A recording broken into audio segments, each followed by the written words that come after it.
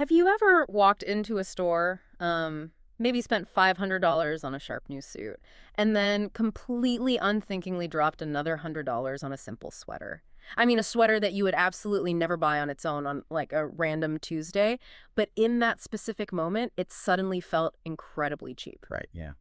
Well, what if I told you that wasn't an accident? Like, it wasn't a lapse in your personal judgment, but was actually uh, a deeply ingrained biological hack being used against you. It's a genuinely unsettling moment when you peel back the layers of your own decision-making. Yeah. You realize that your mind, the very thing you rely on to navigate the world, has been effectively weaponized against your wallet. Oh, totally. We like to think we are entirely rational economic actors, but, the architecture of our brain tells a very different story. It really does. So, welcome everyone to this deep dive. Today, we are exploring the hidden levers of persuasion, specifically how influence professionals use our own psychology to, well, bypass our critical thinking. Hmm. We're looking at the foundational mechanics of automatic influence. Yeah, drawing heavily on the groundbreaking work of Robert Cialdini, of course. Exactly. And the mission here is simple but crucial. Once you see the biological and psychological machinery behind these tricks, you absolutely cannot unsee them. You learn how to defend yourself from being manipulated.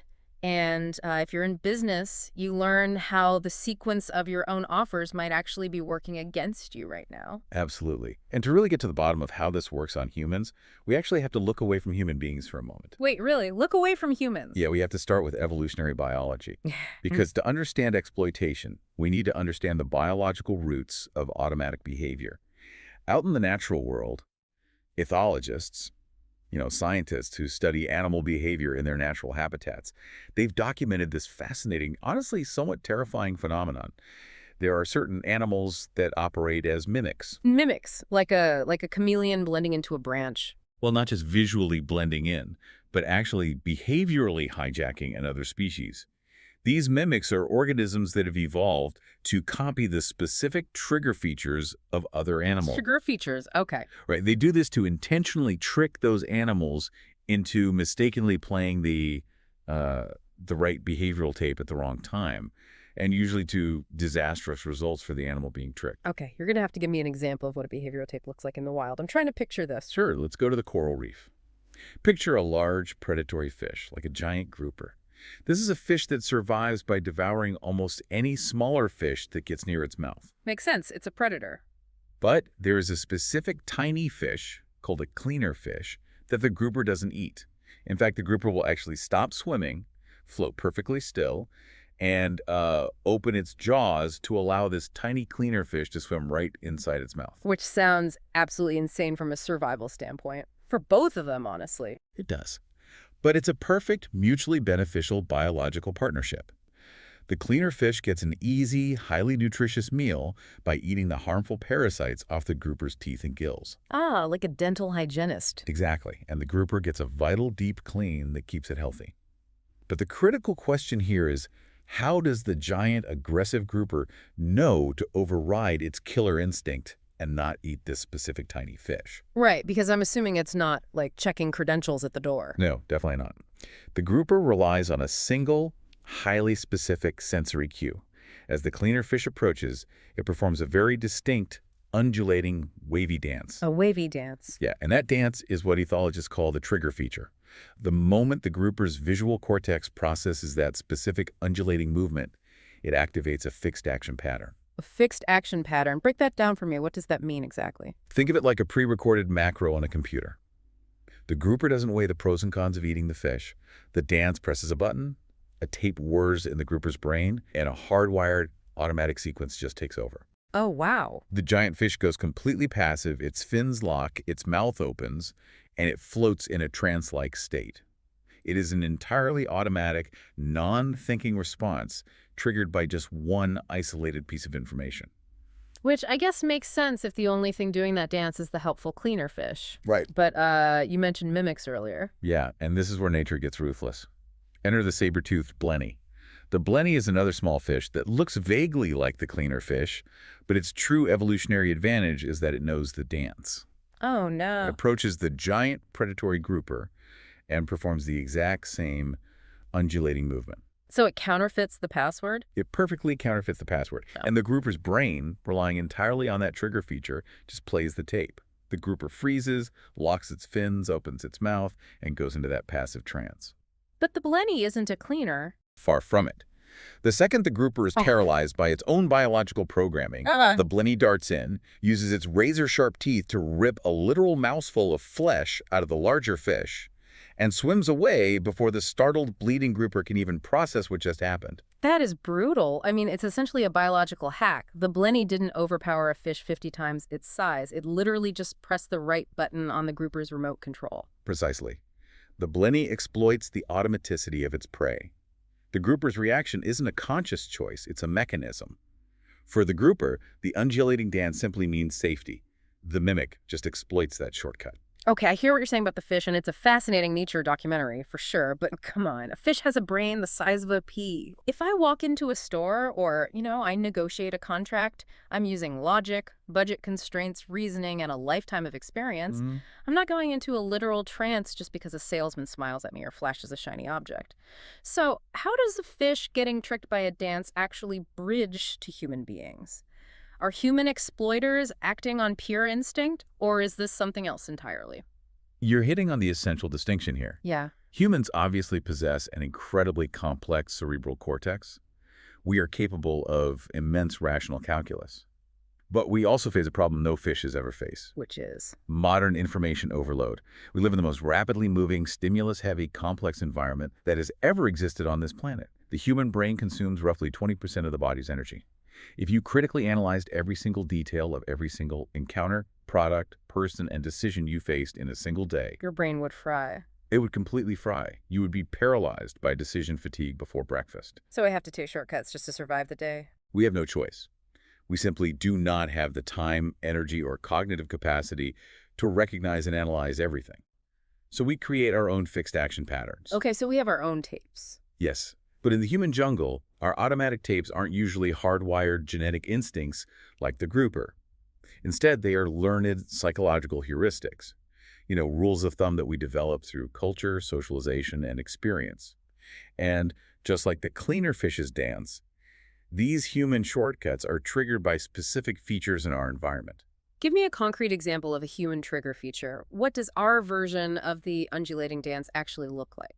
Let's look at a classic case study involving an Indian jewelry store owner in Arizona. She had a display case full of turquoise jewelry. It was the absolute peak of the tourist season. Her store was packed with foot traffic, and the turquoise was, of good quality and fairly priced. Okay, sounds like a good setup. But for some reason, it just wasn't selling. She tried all the standard retail tricks. She moved the display case to a more central, high-visibility spot. She instructed her sales staff to push the turquoise hard to anyone who walked in. Let me guess, nothing worked. Nothing worked. It was completely stagnant inventory. Which is incredibly frustrating if you're a business owner. I mean, you have a good product right in front of eager buyers, and they're just ignoring it. So, exasperated and really needing to clear space, she leaves for a multi-day buying trip. Before she walks out the door, she scribbles a quick note to her head sales manager. The note says, "Everything in this display case, price times 1/2. Just slash the price by 50% and get it out the door, which is, a completely logical, rational economic decision. If demand is low, you lower the price to stimulate demand. Right, it is economics 101. But when the owner returns from her trip a few days later, she finds that her manager misread her hurried, sloppy handwriting. Yeah. Instead of reading 1/2, the manager thought the note said 2. The manager had doubled the price of every piece of turquoise in the case. And let me guess, no one bought it, and the owner lost her mind. Actually, the entire allotment of turquoise had completely sold out. Every single piece. Oh, what? Sold out. Not at a discount, but at double the original price. Why on earth would they buy it at double the price when they wouldn't buy it at a fair price? That makes no sense. Because the well-to-do vacationers buying the jewelry were behaving exactly like the giant grouper fish. These tourists wanted to buy good jewelry, but they didn't know the first thing about turquoise. They didn't know how to judge the stone's matrix, its color density, or its origin. Right, they're just tourists. Exactly. So faced with a complex evaluation they weren't equipped to make, they defaulted to a standard, learned, cultural shortcut. A heuristic tape. Expensive equals good. Expensive equals good. The stereotype the price correlates with quality. And the crucial thing to understand is that they use that shortcut because, generally speaking, it works. Throughout their entire lives, they have seen that rule borne out in the marketplace. Usually a higher price tag does mean better materials, better craftsmanship, or a better brand. That is a highly efficient rule of thumb, actually. Like, if I don't know anything about wine and I'm at a fancy dinner, I look at the menu and I don't pick the $10 bottle. But I also don't know why the $100 bottle is good. I just assume the $100 price tag guarantees I won't look foolish in front of my guests. Price just becomes a proxy for quality. You are offloading the cognitive heavy lifting onto the price tag. In this specific Arizona jewelry store, price alone had become the trigger feature for quality. The dramatic mistaken increase in price led to a dramatic increase in sales because it triggered the expensive equals good tape in the tourists' minds. So they weren't even evaluating the turquoise anymore. Not at all. They were reacting to the price. The store owner wasn't intentionally mimicking a trigger feature the first time it was an accident, but the result was the same as the blennyfish. The buyers went into an automatic, unthinking purchasing state. That is wild. It means the actual intrinsic value of the stone didn't change at all. The only thing that changed was a tiny piece of paper with a number on it, and that was enough to hack the tourists' brains. Yeah. And the takeaway here for you listening is sobering. We have to ruthlessly audit the cues in our own environment. When we see an inflated price tag, a slickly designed website, or someone wearing a white lab coat, we have to pause and ask ourselves, am I evaluating the actual substance of what is in front of me, or has someone just pressed play on one of my automatic tapes? And this brings us to the next vital layer of understanding influence. Now that we know human beings rely on these biological and cultural shortcuts, we have to examine how compliance professionals, the salespeople, marketers, and negotiators exploit them so effectively. Right, because if someone is trying to trick us, why don't we immediately notice? Why don't our defensive walls go up the moment they try to sell us something overpriced? Exactly. And the answer lies in the concept of social jiu-jitsu. Okay, I love this analogy. Break down the physics of jiu-jitsu for us and how it applies to, well, my wallet. In the Japanese martial art of jiu-jitsu, the core philosophy is that a fighter uses their own physical strength only minimally. You don't try to overpower your opponent with brute force. Instead, the strategy is to exploit the power inherent in naturally present physical principles. Gravity, leverage, momentum, inertia. Right. If you know exactly how and where to engage these principles, you can easily defeat a rival who is vastly larger and physically stronger than you are. You use their own momentum against them. So if a massive guy charges at me, I don't try to block him like a brick wall. I just grab his arm, use his own forward momentum, add a little leverage, and flip him onto the floor. He basically does all the work to defeat himself. That is the essence of it. And the secret of highly effective human influence is exactly the same. The master compliance professionals don't use brute force. They don't rely on high-pressure sales tactics, aggressive arguing, or heavy-handed manipulation to bludgeon you into saying yes. Because that causes friction, right? Exactly. Those heavy club tactics create friction. They cause the customer to put up their guard. Instead, the masters use the immense power inherent in naturally present psychological principles. They use our own psychological gravity against us. I want to look at one of my favorite historical examples of this from the source material. It's the story of the Drubek brothers. Oh, this is a classic. It really is. This took place in the 1930s. Picture a classic neighborhood menswear shop. You have two brothers running it. Sid Drubek is the salesman working out on the floor, and his brother Harry is the head tailor, always working behind a curtain in the back room. Good. You, the customer, walk in, browse the racks, and you find a beautiful all-wool suit that you really like. You ask Sid, who is standing right next to you, how much the suit costs. And this is where the theatrical setup begins. Right. Sid cups his hand to his ear and apologizes, saying he has a severe hearing problem. He asks you to speak up, so you raise your voice and ask again, how much is this suit? Sid turns away from you and yells to the back of the room, Harry, how much for this suit? Setting the hook? Yep. Harry looks up from his tailoring desk in the back and shouts out, for that beautiful all-wool suit, $42. Now, context matters here, right? $42 was a very expensive premium price for a suit in the 1930s. Very expensive. So Sid cups his ear again and pretends he didn't hear. How much? He yells back. Harry yells louder, $42! Then Sid turns back to you, smiles warmly, and says, he says $22. The sheer elegance of this manipulation is staggering when you break it down. Think about the internal emotional state of the customer in that exact second. Oh, their heart rate is probably spiking. They think they have just stumbled into an incredible stroke of luck. They believe they are exploiting a vulnerability. A tailor in the back clearly stated the suit is worth $42, but this poor, hard-of-hearing salesman up front genuinely thinks the price is $22. The customer feels a rush of adrenaline. They feel like a genius who is about to pull one over on a business. So what does the customer do? They don't haggle. They don't ask about the stitching. They practically throw $22 at Sid and scramble out the front door with the suit as fast as humanly possible. They're terrified that Sid might realize his mistake before they can escape. And that is the jujitsu. The customer leaves feeling victorious, completely unaware that they were the one who was just thrown to the mat. Their own reliance on the expensive equals good heuristic was weaponized against them. But how so? Because the price they paid was cheap. The final price was cheap, yes, but Harry's inflated shout of $42 was entirely necessary. That shout artificially established the high intrinsic value of the suit in the customer's mind. It activated the expensive equals good take. Ah, I see.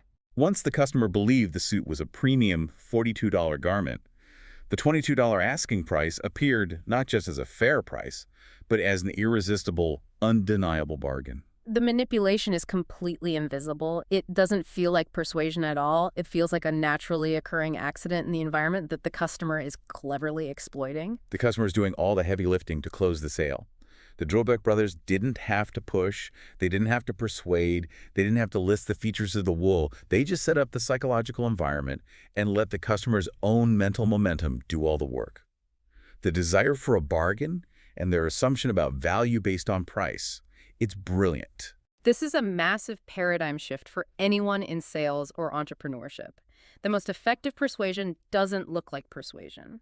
If you are exhausted from forcing a pitch, arguing with a prospect to justify your pricing, or using high-pressure tactics, you are fighting against your customer's momentum rather than redirecting it. You are trying to punch a brick wall instead of using jujitsu. You want to arrange the environment so that the customer's own internal logic leads them naturally to the yes. Which is a perfect segue into the most specific scientific tool of influence we will discuss today.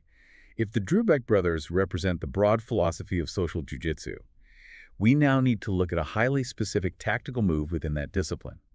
It is a psychological lever known as the contrast principle. This is where things get slightly unnerving, because it deals with how we actually perceive reality. The contrast principle is rooted in a fundamental law of psychophysics. Psychophysics is the branch of psychology that deals with the relationships between physical stimuli and our sensory perception of them. And the foundational rule of human perception is this. It is relative, not absolute. We do not have built-in objective measuring sticks in our brains. We only know how to measure things in comparison to other things that have just happened. So we don't know what heavy is until we feel light. Precisely. The contrast principle states that if a second item is fairly different from the first item we experienced, we will inevitably see it as more different than it actually is. Okay, let's ground this with a physical example because it's wild how easily our sensory organs can be fooled. Think about lifting weights at the gym. If you pick up a tiny 5-pound dumbbell and then you put it down and immediately pick up a 40-pound dumbbell, that 40-pound weight is going to feel significantly heavier to you than if you had just walked into the gym and picked up the 40-pounder cold. Exactly. The contrast with the light object artificially amplifies your perception of the heavy object.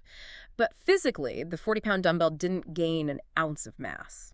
The mass didn't change, but your neurological baseline did. The underlying mechanism here is that your sensory receptors are constantly calibrating a baseline in real time based on your immediate environment. When you lift the 5-pound weight, your nervous system essentially says, okay, this is our current norm for physical exertion. Right. The sudden introduction of the 40-pound weight shatters that recently established norm. The gap between expectation and reality causes an exaggerated sensory signal to be sent to your brain, making the object feel artificially heavy. And there's a legendary demonstration of this that they do in university psychophysics labs using water buckets. I want you to picture a college student sitting at a table in a laboratory. In front of them are 3 pails of water. The bucket on the far left is filled with freezing ice-cold water. The bucket on the far right is steaming hot water. And the bucket sitting right in the middle is filled with lukewarm, room-temperature water.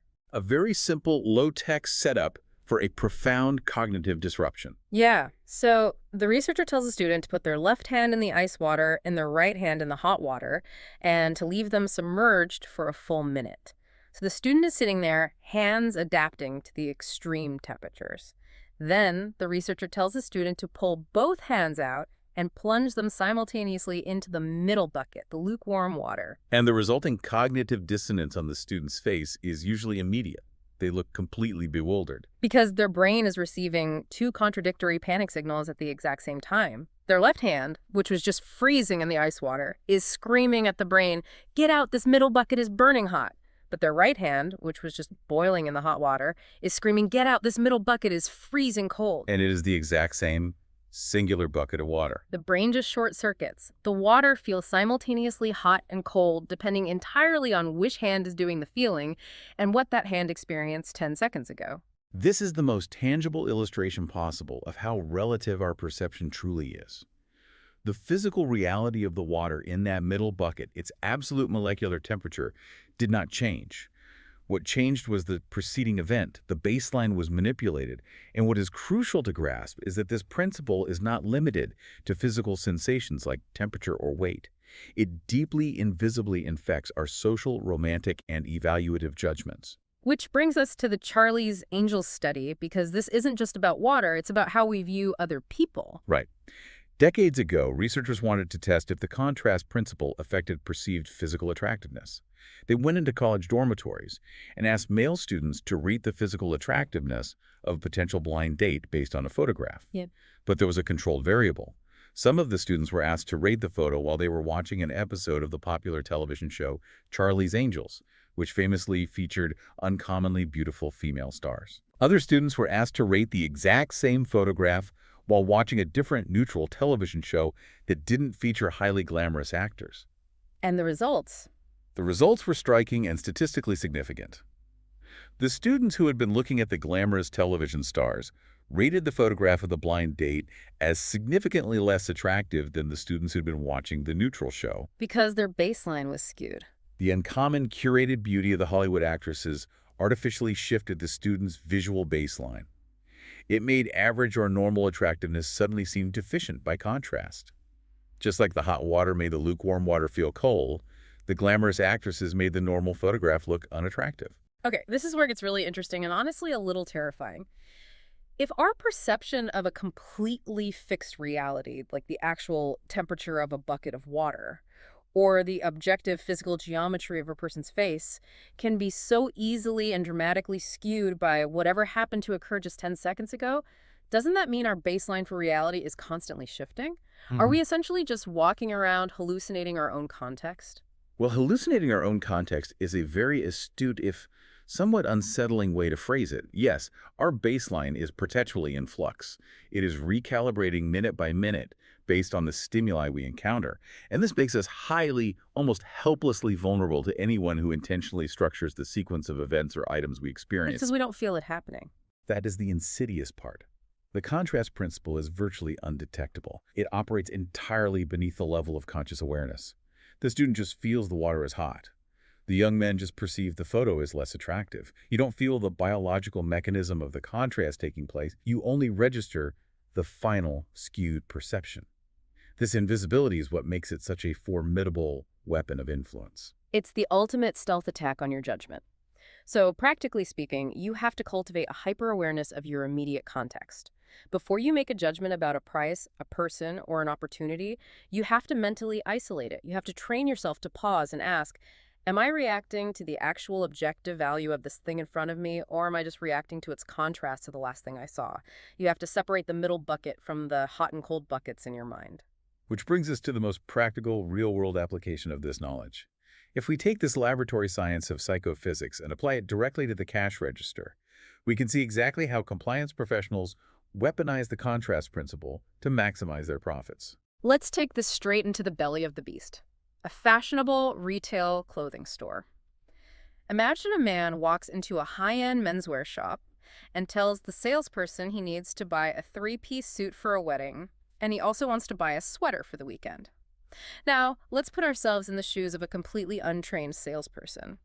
Common sense might dictate that you should show the customer the cheaper item first. The logic being that you want to ease the customer into spending money. Exactly. You don't want to hit a guy with a massive price tag right out of the gate, or he might get sticker shock, panic, and leave the store entirely. So you show him the $95 sweater, You let him try it on, he gets comfortable handing over his credit card, and then you gently ease him over to the $495 suit racks. That is the intuitive, common-sense approach. And from the perspective of psychological influence, it is entirely, demonstrably wrong. Retail clothiers explicitly instruct their sales personnel to do the exact opposite.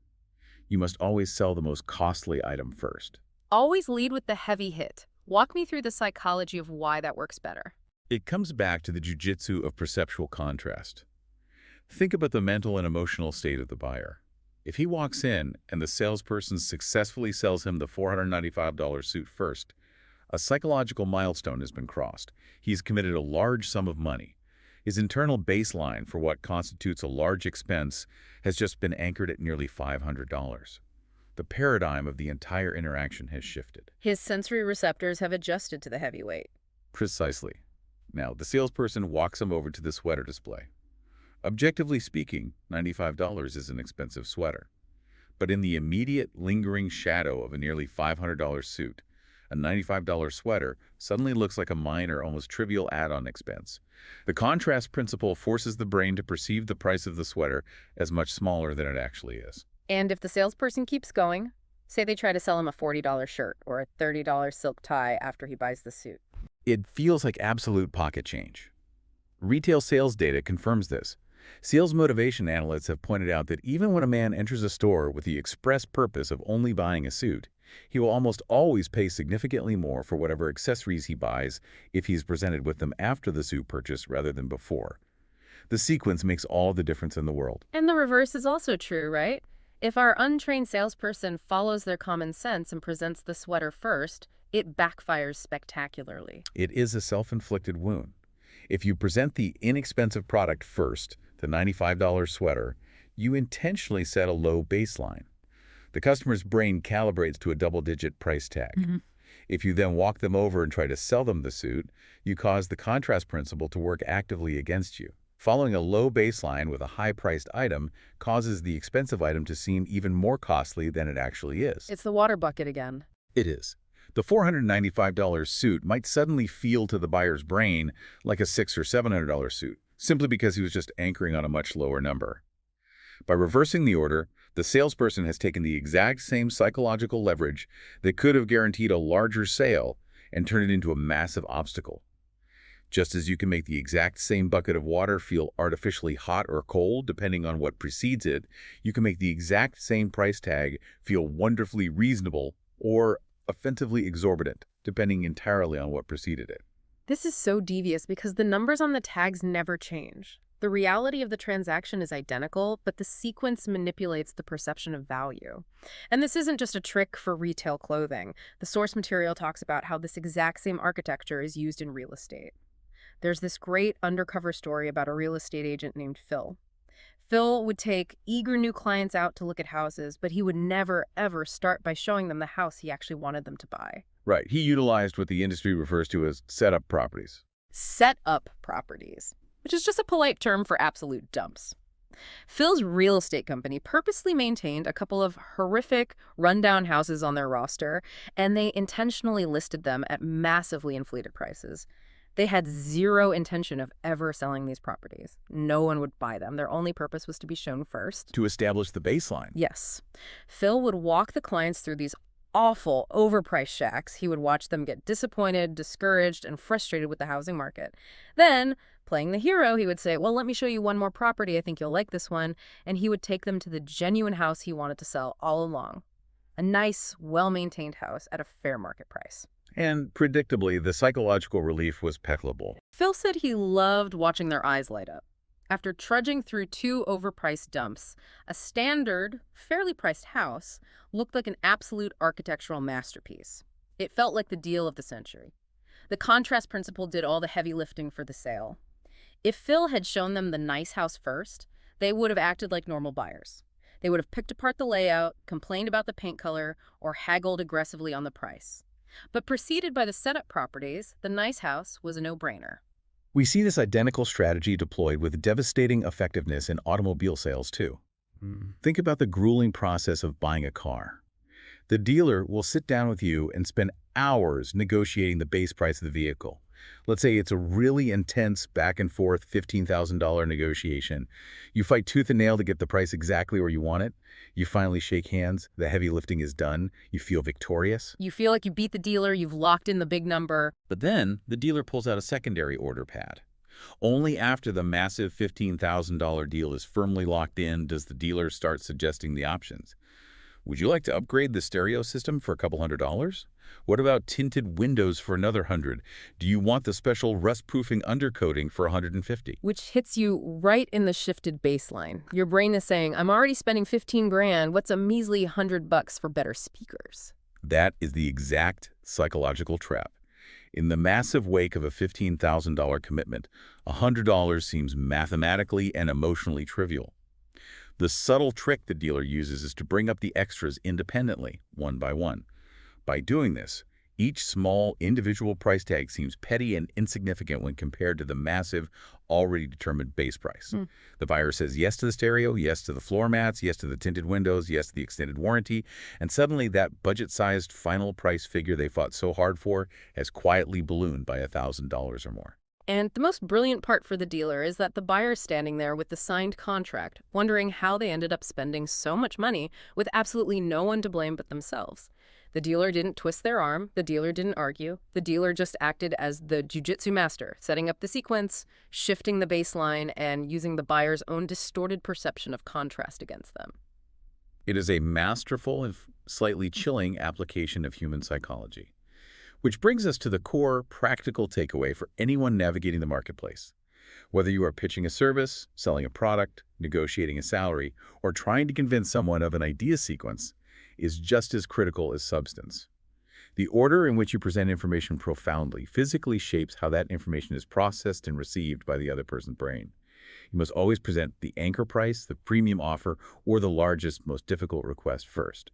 Doing so establishes a high baseline and fundamentally reshapes the receiver's perception of every single subsequent offer, making those later items appear vastly smaller, cheaper, and more reasonable by sheer contrast. So let's pull all these threads together. We've gone from fish in the coral reef to tourists buying turquoise to water buckets to car dealerships. What is the grand unifying theory here? If we synthesize the overarching lesson of this exploration, the soul of this material is that human beings are fundamentally, almost entirely, dependent on context to make decisions.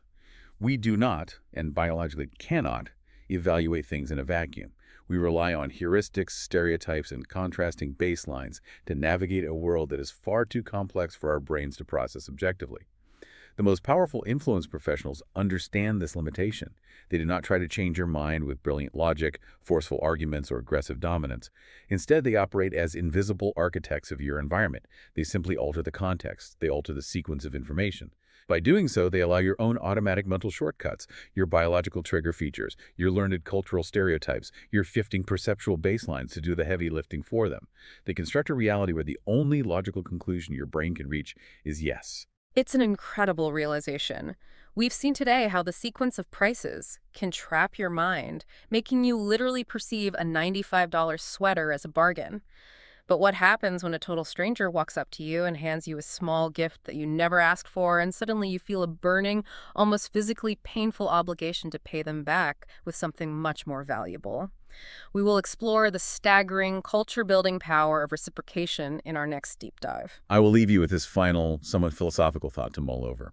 If our human perception of cost, of physical beauty, and of value is almost entirely dependent on whatever we just experienced a moment prior, is there ever truly an objective value to anything in the marketplace? Or is every single price tag, every judgment we make simply an illusion created by contrast? Have you ever walked out of a store, looked down at your receipt, and just felt this cold wash of realization that you literally spent twice what you intended to spend? Oh, absolutely. Right. You just stand there in the parking lot, kind of replaying the last 20 minutes in your head, and you're genuinely wondering how on earth you got played. It is the worst feeling. It really is. Or, okay, taking a completely different turn here. Have you ever wondered why a highly protective mother, turkey-like, a bird that will fiercely defend her nest to the death, why she will literally embrace her deadliest natural enemy? Like pull it right under her wing. Exactly. Pull it under her wing to keep it warm just because that enemy makes one specific tiny sound. It sounds like, I don't know, the setup to a really strange joke. Pairing your Tuesday afternoon shopping regret with the bizarre maternal instincts of a woodland bird. Right, it seems totally unrelated. But the underlying mechanics connecting your wallet and that mother turkey are completely identical. Which is wild to think about. It is. And what makes them so powerful is that they operate entirely in the background.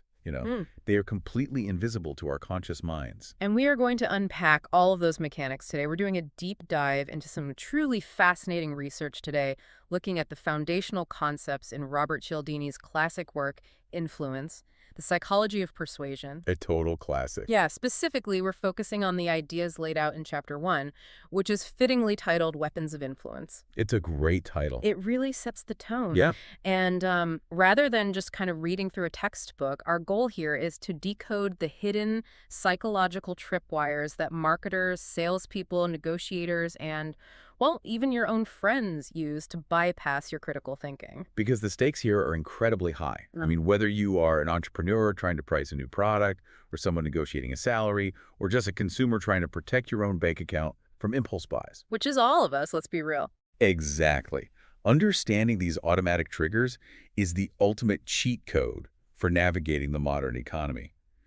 We're looking at the exact biological and psychological mechanisms that literally force us to say yes when our logical brains are just screaming at us to say no. And to really grasp how these compliance triggers work in humans, we actually have to step outside the human race for a moment. Right into the animal kingdom. Right. We need to look at ethology, which is the study of animals in their natural settings.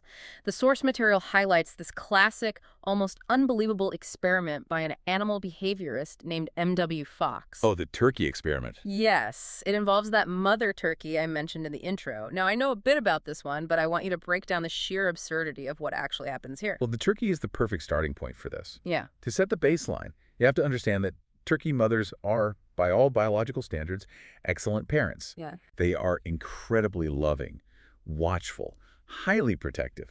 I mean, they spend vast amounts of their time tending to their chicks, warming them, cleaning them, huddling them safely underneath their feathers. So they are super moms. Very much so. But ethologists, the scientists who observe animal behavior, they started noticing something incredibly odd about their method of mothering. Like what? It turned out that virtually all of this complex, beautiful maternal behavior is triggered by one single isolated stimulus. And that is the cheep, cheep sound made by young turkey chicks. Let me stop you right there, because my immediate thought is, what about everything else? What do you mean? Well, what about how the chick looks? A baby turkey has a specific shape, a specific smell, it moves in a certain way. Are you saying the mother is just ignoring all the other sensory data? That is the astonishing part. Those other features, the smell, the feel, the visual appearance of her own offspring, they seem to play almost zero role in the maternal process. Wait, really? Zero role? Basically, yeah. If a chick makes the cheep, cheep noise, its mother will care for it. If a healthy, normal chick somehow fails to make that sound, or, say, is born deaf and mute, the mother will completely ignore it. Oh, wow. Or, in some documented cases, she will actually kill her own silent offspring.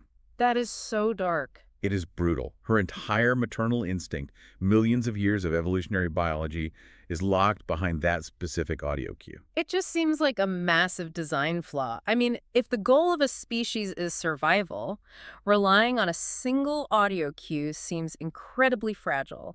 It leaves the whole system wide open to errors. It definitely feels like a glitch. Yeah. And to demonstrate just how extreme this reliance really is, Fox conducted what is now known as the polecat experiment. Okay, what is a polecat? It's a type of weasel, and for a wild turkey, a polecat is a natural deadly enemy. Got it. Bad news for turkeys. Very bad news. The approach of a polecat in the wild is greeted with absolute squawking, pecking, clawing rage from the mother turkey. She will defend her nest violently. As she should. Right. So in the experiment, researchers put a stuffed model of a polecat on a string and drew it toward a mother turkey. I'm assuming she went berserk. Total fury. Immediate attack. She recognized the threat and unleashed her defensive instincts. Makes perfect sense. It's a predator. But then, the researchers changed one variable. They took that exact same stuffed polecat with its sharp teeth and predator scent, but they hid a small tape recorder inside its belly. Oh, I see where this is going. Yeah, and that tape recorder played the cheep, cheep sound of baby turkeys. When they pulled this chirping stuffed predator toward the mother turkey, the aggression just vanished. She didn't attack it at all. Not at all. Instead, she accepted the oncoming polecat and actually gathered it underneath her breast feathers to warm it. I am trying to picture this. She is actively protecting a literal replica of her worst enemy. It's like a human inviting a tiger into the nursery just because the tiger happens to be holding a baby monitor. That is a perfect analogy. It defies all logic. Yeah. And the moment the researchers turned the tape recorder off, making the polecat silent again, the mother turkey went right back to viciously attacking the stuffed toy. Just instant switch. Instantly. Um, She shifted from loving mother to violent defender in a split second, entirely dictated by the presence or absence of that single sound. Ethologists call these reactions fixed action patterns. Fixed action patterns. Yeah, they involve these intricate, deeply programmed sequences of behavior-like courtship rituals or territorial defense that play out in virtually the same fashion, in the exact same order, every single time they are triggered. The way you describe it, it sounds exactly like a software macro on a computer or an old cassette tape. The cassette tape is exactly right. Yeah, you hit click to trigger the program, and the tape plays the exact same sequence of behaviors all the way to the end, completely, regardless of the surrounding context. It's like the turkey has a physical cassette tape labeled maternal care lodged in her brain. Click, whir, is actually the terminology the source material uses, and it is a phenomenal metaphor. Yeah. The situation calls for mothering, so the maternal tape gets played. Yeah. Click, the tape is activated. Whir outrolls the standard sequence of behaviors. And the really vital quirk in this system is how these takes are activated, right? Exactly. It's not the totality of a situation that triggers the tape. The turkey isn't doing like a holistic risk assessment. The tape is activated by one tiny specific feature. They call it a trigger feature. And it's not just turkeys, right? The sources mention other birds doing this too, in ways that are just as baffling. Oh, the avian world is full of this. The male robin, for instance, is highly territorial. If a rival male robin enters its territory, it cues the territorial defense tape. Which means fighting. Rigid vigilance, threat displays, and eventually physical combat. But the trigger isn't the sight of another complete robin. The trigger is a specific shade of red breast feathers. Just the color red. Just the feathers. Researchers took a mere clump of robin red breast feathers, just a tuft of feathers floating on a wire, and placed it in a male robin's territory. The live bird violently attacked the floating clump of feathers as if it were a mortal enemy. Attacking a floating tuft of feathers, that is absurd. To take it a step further, the researchers then placed a perfect, meticulously stuffed replica of a male robin in the territory. It looked incredibly realistic, but they removed the red breast feathers. And what did the live robin do? The live robin virtually ignored it. You're kidding. A completely perfect replica gets ignored, but a floating tuft of red feathers gets a beatdown.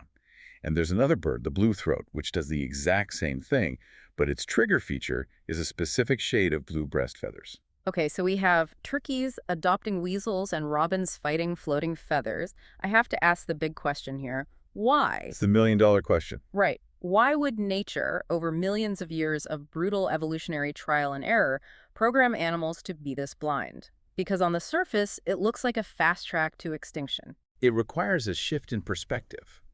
If we look at the bigger picture of evolution and cognitive load, we realize it's actually about extreme efficiency. Efficiency over accuracy. Exactly. It is very easy for us to sit here and laugh at the foolishness of a turkey or a robin being tricked by a scientist with a tape recorder or a painted toy. But we have to realize that in the natural world, these automatic fixed action patterns work brilliantly almost all the time. Because scientists aren't usually roaming the woods with tape recorders. Right. Think about the wild. In nature, only healthy, normal turkey chicks make that peculiar cheep, cheep sound. Huh, I see the logic. The environment is predictable enough that the shortcut pays off. Yes. The mother turkey doesn't need to waste precious energy analyzing the chick's smell, weighing it, examining its feather pattern, and assessing its behavioral tics. By reacting to just that one reliable stimulus, the average mother turkey will behave correctly, 99% of the time? Easily 99% of the time. It is a brilliant conservation of brain power. The system only fails and only looks foolish when a trickster, like a human scientist, deliberately manipulates the trigger feature to play the tape at the wrong time. Nature didn't anticipate M.W. Fox. So if you're listening to this and wondering what a trick turkey has to do with your life, this is the core foundation. Brains, whether they belong to a bird, a dog, or a Fortune 500 CEO, are fundamentally wired to conserve energy. Cognitive energy is a finite resource. Exactly. Processing every single detail of every single situation takes a massive toll. So, biological systems rely on single, isolated trigger features to save power. We want to bypass the heavy lifting of critical thought whenever possible. And that leads us to the uncomfortable truth. It's comforting to view this as a weird quirk of the animal kingdom. But humans have our own pre-programmed tapes. Oh, we absolutely do. We are just as susceptible to the click-whir phenomenon. We just trigger our tapes with social cues, cultural norms, and specific words instead of red feathers or chirps. I am so glad we are moving to the human side of this because this is where the research gets deeply relatable. To see this human automaticity in action, the source material breaks down an experiment by Harvard social psychologist Ellen Langer. Yes, the copy machine experiment. Right. And it revolves around something as mundane as waiting in line for a library copying machine. The copying machine experiment is honestly a masterclass in revealing our blind spots. Langer started with a widely accepted principle of human behavior, which is that when we ask someone to do us a favor, we will be significantly more successful if we provide a reason. Because humans are deeply rationalizing creatures. Exactly. We like to have reasons for what we do, even for minor things. Langer wanted to test the actual boundaries of this craving for a reason, so she approached people who were actively waiting in line to use a library Xerox machine, and she asked to cut in front of them. Bold move in a library. Very. And she structured her request in 3 distinct ways. So imagine you're standing in line, you've got your papers, you're probably annoyed, and someone walks up to you. I'm guessing her first request was the standard, polite approach. The first variation paired the request with a genuine logical reason. She stepped up and said, "Excuse me, I have 5 pages. May I use the Xerox machine because I'm in a rush?" And how did that go? The result was staggering. 94% of the people asked Guy let her skip ahead of them in line. 94% is incredibly high. But honestly, it makes sense. 5 pages is a small job. And saying I'm in a rush invokes empathy. We've all been late for a class or a meeting. Right. It's a solid, legitimate reason. So that establishes the baseline. For the second variation, Langer stripped the reason away entirely. She made a naked request. Oh, a naked request. Yeah, she approached the person in line and simply said, "Excuse me, I have 5 pages.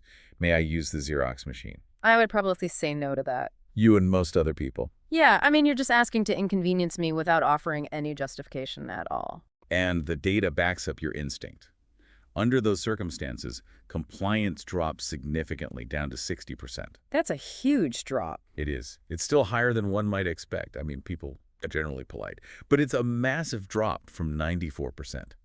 She provided no additional information to justify the intrusion, so people pushed back. Okay, the logic is holding up so far. A real reason gets 94% compliance. No reason gets 60%. If you give people a good reason, they help you. But here is where Langer flips the script, and where I actually struggled to believe the results when I first read the source material. The third variation is where the human equivalent of the cheep cheep sound is revealed. Our very own trigger feature. Exactly. Langer wanted to isolate the variable. She wanted to know, was it the actual content of the reason that moved the compliance rate to 94%? Or was it merely the structure of being given a reason? The form versus the substance. Yes. To test this, she used the word because, but she intentionally followed it with absolutely no new information. What did she say? She said, "Excuse me, I have 5 pages. May I use the Xerox machine because I have to make some copies?" I need to pause here because this is infuriatingly illogical. Because I have to make some copies. Right. You are standing in line at a copy machine holding a stack of uncopied paper. Obviously, you have to make copies. Everyone in that line has to make copies. It is a total tautology. It adds 0 new data to the interaction. If someone said that to me, my brain should instantly flag it as nonsense. Your conscious critical brain would flag it, sure. But Langer wasn't talking to the critical brain. She was activating a tape. Click, click, whir. The results of that third request, adding the words, because followed by a completely empty justification, resulted in a 93% compliance rate. 93%. Let that sink in. That is statistically tied with the 94% compliance she got when she had a legitimate emergency. The implications are profound. Just as the stuffed polecat triggered the maternal tape in the turkey simply by emitting a sound, the word because is a linguistic trigger feature that activates our automated compliance tape. It just bypasses everything else. It brilliantly exploits that ingrained human principle we discussed, our deep craving for reasons. The word because signals to the brain that a reason is arriving. The brain is so satisfied, so relieved by the mere presence of the signal, that it completely fails to check the substance of the reason itself. It's like the brain hears because, checks a box on a form, and just goes right back to sleep. It doesn't even read the rest of the sentence. That is exactly what happens. If you are writing a pitch right now, or sending an email to a client, or, I don't know, trying to get your kids to do something, this changes the entire dynamic of how you communicate. You can't just make naked requests. Never. You have to include because even if the justification feels ridiculously self-evident, you aren't explaining yourself to their logical brain. You are pressing the button on their compliance tape. It highlights a massive vulnerability in our daily interactions. We assume we are thoughtfully analyzing every conversation, but often we are just reacting to syntax. Which is a little scary. It is. And while this linguistic trigger is powerful, it is relatively small compared to the broader societal shortcuts we rely on. We navigate our lives using massive, overarching stereotypes, and the most dangerous ones, the ones that get hijacked the most often, are tied directly to our perception of value and our wallets. Which perfectly sets up one of my favorite stories from the text. It involves a friend of the author who owned an Indian jewelry store in Arizona. Oh, the turquoise story. Yes. Let's really picture the scene here. It's the absolute peak of the tourist season. The weather is gorgeous, the store is packed with wealthy vacationers wandering in off the street, and the owner has this specific allotment of turquoise jewelry that she just cannot get rid of. Just sitting there. Just sitting there. It's high-quality turquoise, the prices are completely fair, but it is gathering dust in the display case. It's a classic retail nightmare. You have a good product, the foot traffic is there, but the market is completely rejecting it. So she tries everything. She applies standard retail logic. She shifts the display to a more central, prominent location in the store to catch their eye the moment they walk in. And nothing happens. Nothing happens. She holds a staff meeting and tells her sales team to push the turquoise hard, to talk it up to every single customer. Still, no movement. Finally, the owner is about to leave on an out-of-town buying trip. She is totally exasperated, exhausted, and she just wants to be rid of the inventory. Even if she has to take a loss. Right. Sometimes freeing up the capital and display space is worth taking a hit on the margin. A completely rational business pivot. Exactly. So on her way out the door, she scribbles a quick note to her head saleswoman and leaves it on the counter. The note says, "Everything in this display case, price X, 1/2. Cut the price in half. Cut it in half, sell it at a loss, just make it go away." She leaves for her trip. When she returns a few days later, she is thrilled, but also heavily confused to find that every single piece of that turquoise jewelry has been sold. But they didn't sell at half price, did they? No. The head saleswoman had misread the hasty, messy scribble. She thought the 1/2 was a 2. Oh, no. Yes. Instead of cutting the prices, the employee had doubled the price of every single piece of stagnant turquoise. And the entire allotment sold out almost immediately at twice the original price. This is a scenario that basically forces us to completely reevaluate how we think about economics. I mean, traditional economic theory dictates that as price goes up, demand should go down. That's Econ 101. Right. So why would a crowd of buyers completely ignore a piece of jewelry at a lower, fairer price, but then aggressively fight to purchase the exact same jewelry when it becomes wildly overpriced? It makes no sense on paper. To solve this puzzle, we have to look closely at who these buyers were and the environment they were operating in. The text notes they were wealthy vacationers. Wealthy vacationers, yes. But more importantly, they were vacationers who knew absolutely nothing about turquoise. You weren't gemologists. Not at all. They couldn't look at the matrix of the stone or the quality of the silversmithing and determine its intrinsic worth. They wanted good jewelry to take home as a souvenir, but they lacked the specific knowledge required to evaluate the turquoise themselves. So they were operating in the dark, essentially. They were operating in a highly ambiguous stimulus environment. And when human beings are thrown into an ambiguous environment, we panic. Or, well, rather, our brains look for an immediate lifeline. We look for a shortcut. That is the crucial mechanism. Because they lacked the expertise to judge the jewelry on its actual merits, they fell back on a standard, deeply ingrained societal stereotype. Expensive equals good. Expensive equals good. Think about their past experiences. In almost every aspect of consumer life, A higher price typically correlates with higher quality, better materials, or better craftsmanship. You get what you pay for. Exactly. So, wanting high-quality jewelry, they relied entirely on the old standby feature of cost. In the absence of other understandable data, price alone became the trigger feature for quality. Click. Whir. The price doubled, the quality tape played in their heads, and a dramatic increase in costs led to a dramatic increase in perceived value. And this isn't an isolated incident. The text provides a historical parallel that shows this mechanism has been exploited for generations. Culturist Leo Roston tells this brilliant story about the Drubeck brothers, Sid and Harry, who owned a men's tailor shop in the 1930s. Ah, the Drubeck brothers. This story is incredible because it plays out like a beautifully choreographed stage play. It really does. Picture this 1930s tailor shop. Sid is the salesman working the floor, dealing directly with the customers. Harry is the head tailor, working in the back of the shop, behind a partition or surrounded by fabric. So Harry is out of sight.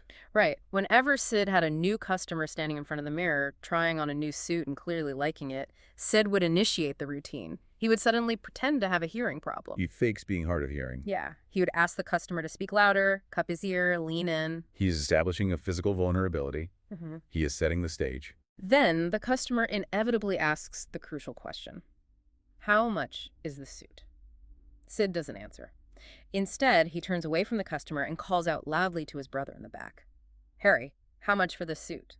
And Harry, from the back of the shop, plays his role perfectly. He looks up from his work and yells back a greatly exaggerated, wildly inflated price for that beautiful all-wool suit, $42. Now, $42 in the 1930s was a premium price for a suit. Very premium. So Sid cups his ear again, pretending he didn't catch the number. How much? Yells back. Harry shouts it again, louder. $42. Make sure the customer hears it. Exactly. Then Sid turns back to the customer, smiles warmly, and says $22. It is absolute psychological manipulation disguised as incompetence. The genius of it is how the customer reacts. The customer has just heard the head tailor establish the value of the suit at $42. The expensive equals good tape is instantly activated. So the suit is firmly established as a high-quality, premium garment in their mind. Right. But then the deaf salesman makes a massive error and offers it for $22. The customer, believing he has just stumbled into the bargain of a lifetime by exploiting a deaf man's mistake, practically throws the $22 at Sid. They can't pay fast enough. He scrambles out of the shop with his prize before Sid can realize the error. They use the artificially high price to trigger the perception of quality and the feigned mistake to trigger the immediate purchase. What connects the turquoise buyers in Arizona and the suit buyers in the 1930s is a philosophical concept introduced by Alfred North Whitehead. The source material quotes him, and it is perhaps the most important sentence in the chapter. What does he say? Whitehead wrote, "Civilization advances by extending the number of operations we can perform without thinking about them." That is a heavy concept. Civilization advances by extending the number of operations we can perform without thinking about them. Let's unpack what he means by that. Whitehead is arguing that automaticity, these mental shortcuts, they are not flaws in human design. They are the bedrock of advanced society. So it's a feature, not a bug. Exactly. The tourists in Arizona weren't necessarily being stupid. They were engaging in a highly evolved behavioral strategy. They were betting the shortcut odds. Okay, explain that. In a complex world, it's incredibly inefficient and frankly impossible to painstakingly master the nuances of turquoise matrixing, wool sourcing, automotive engineering, and electronics manufacturing. We don't have the time or the cognitive capacity. We'd never get anything done. Right. Instead, we count on the one feature we know is usually associated with quality, which is price. We outsource our critical thinking to the price tag. We trust the market to do the thinking for us. Precisely. We expect the price tag to tell us the story, and the scary part is how exponentially this reliance is growing. The stimuli saturating our daily existence today is thousands of times more intense than it was in the 1930s or even the 1980s when the book was written. Oh, without a doubt. We are bombarded with more choices, more data points, and more micro-decisions in a single morning than our ancestors faced in a month. The source text have a great example of how desperate we are for these shortcuts. It mentions a tire company that mailed out discount coupons to its customers. But due to a massive punting error, a batch of these coupons offered absolutely no financial savings. None at all. None. The text on the coupon essentially offered the tires at the standard retail price. But they were printed on standard coupon paper with dashed borders and bold lettering. They looked exactly like coupons. And the response. The error-filled coupons produced just as much customer response, just as much foot traffic and sales as the error-free ones that offered substantial financial savings. Wow. People didn't even read the numbers. They didn't do the math. They just saw the physical shape of a coupon, the trigger feature, and their brains went, a deal. Click, whir. That happens because we expect coupons to do double duty. Yes, we want them to save us money, but on a much deeper level, we want them to save us brain strain. Brain strain. I like that. We expect the coupon to do the calculation so we don't have to. Wow. We surrender our cognitive oversight to a dashed border on a piece of paper. If you are an entrepreneur, or if you are building a personal brand or pricing a service, the implications here are massive. Pricing is not just a financial metric on a spreadsheet. It is a profound psychological signal of value. It tells the customer what to think about your product. Yes. If you get nervous and race to the bottom, constantly offering discounts or pricing your services below the market rate to win clients, you might actively be killing your product's perceived worth. If you price something too cheaply, you are removing the very trigger feature your customer relies on to feel confident that your product is actually good. That is a vital business takeaway, but we have to acknowledge the dark side of this reality. Here we go. If we accept Whitehead's premise that we're walking around relying on these blind shortcuts, these click-word tapes, just to survive the crushing cognitive load of modern civilization, what happens when someone understands that system better than we do? Right. What happens when someone decides to intentionally hijack those tapes for their own gain? This is where the story takes a slightly sinister turn, and it brings us back to ethology. It introduces the true villains of the animal kingdom, the mimics. Exactly. Scientists like M.W. Fox aren't the only ones who know how to activate the behavior tapes of other species.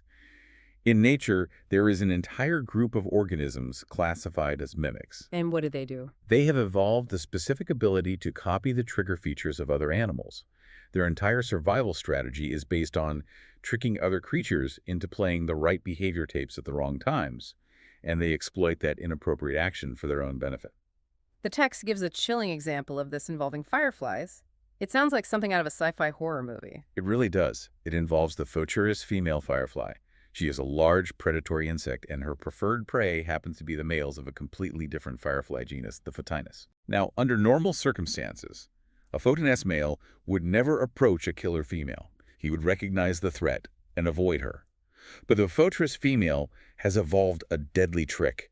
She has managed to crack the biological courtship code of her prey. She hacked their communication system. Yes. The Photinus males have a very specific, rhythmic blinking pattern they use in the dark to signal to females of their own species that they are ready to mate. It's a delicate visual language. And the mimic. The killer female mimic observes this, and she perfectly replicates that exact flashing signal. She fakes the mating signal to draw them in. She flashes the trigger feature in the darkness. The male sees the specific pattern of light, and his courtship tape begins playing. His critical faculties, whatever risk assessment a firefly possesses, are bypassed. He just flies right to her. He mechanically flies toward the flashing light, expecting romance and reproduction, and instead flies directly into the jaws of the predator. She lures him in with his own biological programming, and then she eats him. Nature is incredibly brutal. And it's not just insects. The text details an even more complex example from the ocean involving a fish called the saber-toothed blenny. The blenny is a master class in behavioral exploitation. To understand the blenny, you first have to understand the cooperative arrangement it exploits. In the ocean, large predatory fish, like groupers, suffer from parasites. Okay, sure. So they have formed a symbiotic relationship with tiny fish known as cleaner fish. The grouper will actually allow the tiny cleaner fish to swim directly into its mouth, over its razor-sharp teeth, to safely pick off parasites from its gills and palate. It's a beautiful, trusting synergy. But how does the grouper know not to just swallow the cleaner fish? I mean, what stops the predator reflex? The trigger feature for this passivity is an undulating, specific dance that the cleaner fish performs as it approaches the predator. When the grouper sees that specific undulating movement, its biological tape is triggered. It just turns the predator off. It freezes, opens its mouth wide, and floats completely immobile, allowing the tiny fish to do its work safely. And here comes the saber-toothed blenny. Right, the blenny is the mimic. It wants to eat the grouper, but it's tiny, and a direct attack would be suicidal. So it approaches the massive predator and perfectly copies the undulating dance of the cleaner fish. Wow. The grouper sees the trigger feature, the dance, and its passivity tape begins to play. Click. Whirr! The massive predator floats immobile, its mouth open, completely defenseless. And then? At which point, the blenny, living up to its name, uses its sharp teeth to rip a chunk of flesh right out of the grouper's mouth or gills and darts away before the startled predator can even register what just happened. When I read that, it instantly made me think of martial arts, specifically Japanese jiu-jitsu. Oh, that's interesting. How so? Well, the philosophy of jiu-jitsu isn't about matching strength for strength. A small fighter employing jiu-jitsu doesn't try to use their own brute strength to bludgeon a much larger, stronger opponent into submission. That would be completely inefficient and result in a loss. Right, you just get crushed. Exactly. Instead, the jiu-jitsu practitioner exploits naturally present principles: gravity, leverage, momentum, inertia. She waits for the opponent to strike and then uses the opponent's own forward momentum against them to throw them to the mat. She defeats a stronger rival by redirecting their own energy. That is a phenomenal analogy because it captures the essence of what is happening here. Yeah. The mimic isn't using overwhelming force, it is using leverage. Just exploiting what's already there. And this applies flawlessly to human profiteers. The human equivalents of the killer firefly or the saber-toothed blenny are what Robert Cialdini calls compliance professionals. Those clients professionals. We are talking about high-pressure sales operators, aggressive fundraisers, slick advertisers, and negotiators. They act as human mimics, they arm themselves with the weapons of automatic influence we've been discussing, and they use them to leverage our own behavioral momentum against us. They use psychological jiu-jitsu. Exactly. And the most terrifying brilliance of this psychological jiu-jitsu is its utter invisibility. The exploiter manipulates you without the appearance of manipulation. You don't even know you're in a fight. The victim feels the force of the interaction, but they believe their compliance is due to natural forces or their own free will, not the intentional, choreographed design of the profiteer. Think back to the Drubek brothers in the tailor shop. Oh, right. Think about the internal experience of the customer running out the door with that $22 suit. He felt victorious. He felt like he was the one exploiting a deaf man's mistake. He thought he won. He believed he was entirely in control of his own decisions. He had no idea the entire situation was engineered from the start to use his own shortcuts against him. The illusion of free will is the ultimate weapon. So if you are listening to this, the practical defense mechanism here is to stay hypervigilant. When a deal seems to effortlessly align perfectly with what you want, or when you feel an overwhelming, urgent rush to say yes to a transaction that seems almost too good to be true, you have to pause. Take a physical breath. Yes. Step back and ask yourself, is someone using my own momentum against me? Am I the grouper floating with my mouth open, just waiting for a mimic to take a bite? Defending yourself requires conscious, intentional effort to override the automatic tape. But to do that effectively, you need to know the specific techniques the mimics are using. You need to know what the jiu-jitsu holds look like. And the book covers those. It does. And the source material argues that the most common, most pervasive, and most invisible jiu-jitsu hold used in combos today is a trick of the mind called the perceptual contrast principle. The perceptual contrast principle. This is where the book shifts from animal biology to human psychophysics. To explain how this works on a physiological level, the text starts with a classic laboratory experiment. It's the bucket experiment. This is a great one. I want everyone to visualize this. Imagine you are sitting at a table and there are 3 buckets of water in front of you. The bucket on your left is filled with freezing cold ice water. The bucket on your right is filled with steaming hot water. And the bucket directly in the middle is filled with room temperature, lukewarm water. It is a standard, simple setup designed to isolate sensory perception. You are instructed to put your left hand into the freezing cold water and your right hand into the hot water. You leave them submerged there for a minute, letting your hands adjust to the extreme temperatures. Then, on the researcher's count, you pull both hands out and plunge them simultaneously into the middle bucket of lukewarm water. And what happens to the subject's perception? This is where the brain essentially breaks. The look of absolute bewilderment on the subject's face tells the story. Even though both of your hands are now resting in the exact same bucket of water, they were sending completely contradictory, screaming signals to your brain. because of the contrast. Exactly. The hand that was previously in the cold water now feels like it's submerged in hot water. And the hand that was in the hot water feels like it's submerged in cold water. Even though the water is the exact same temperature for both. The exact same physical substance feels vastly different depending entirely on what preceded it. That phenomenon is the absolute essence of the perceptual contrast principle. As humans, we do not possess the ability to judge things in a vacuum. We cannot evaluate value, temperature, weight, or beauty on an absolute scale. We judge everything in comparison to what came immediately before it. I need a baseline. Always. If you lift a 5-pound weight first and then lift a 20-pound weight, a 20-pound weight will feel significantly heavier than if you had just walked up and lifted the 20-pound weight straight away. Your muscles were calibrated to the lighter weight. Right. And this principle, this flaw in human perception, is heavily systematically weaponized in commerce. It is so effective because it is virtually undetectable. Let's translate this out of the laboratory and see how it plays out in the real world. The text gives a fantastic example of the contrast principle being used in retail clothing. Let's say a man walks into a high-end menswear store.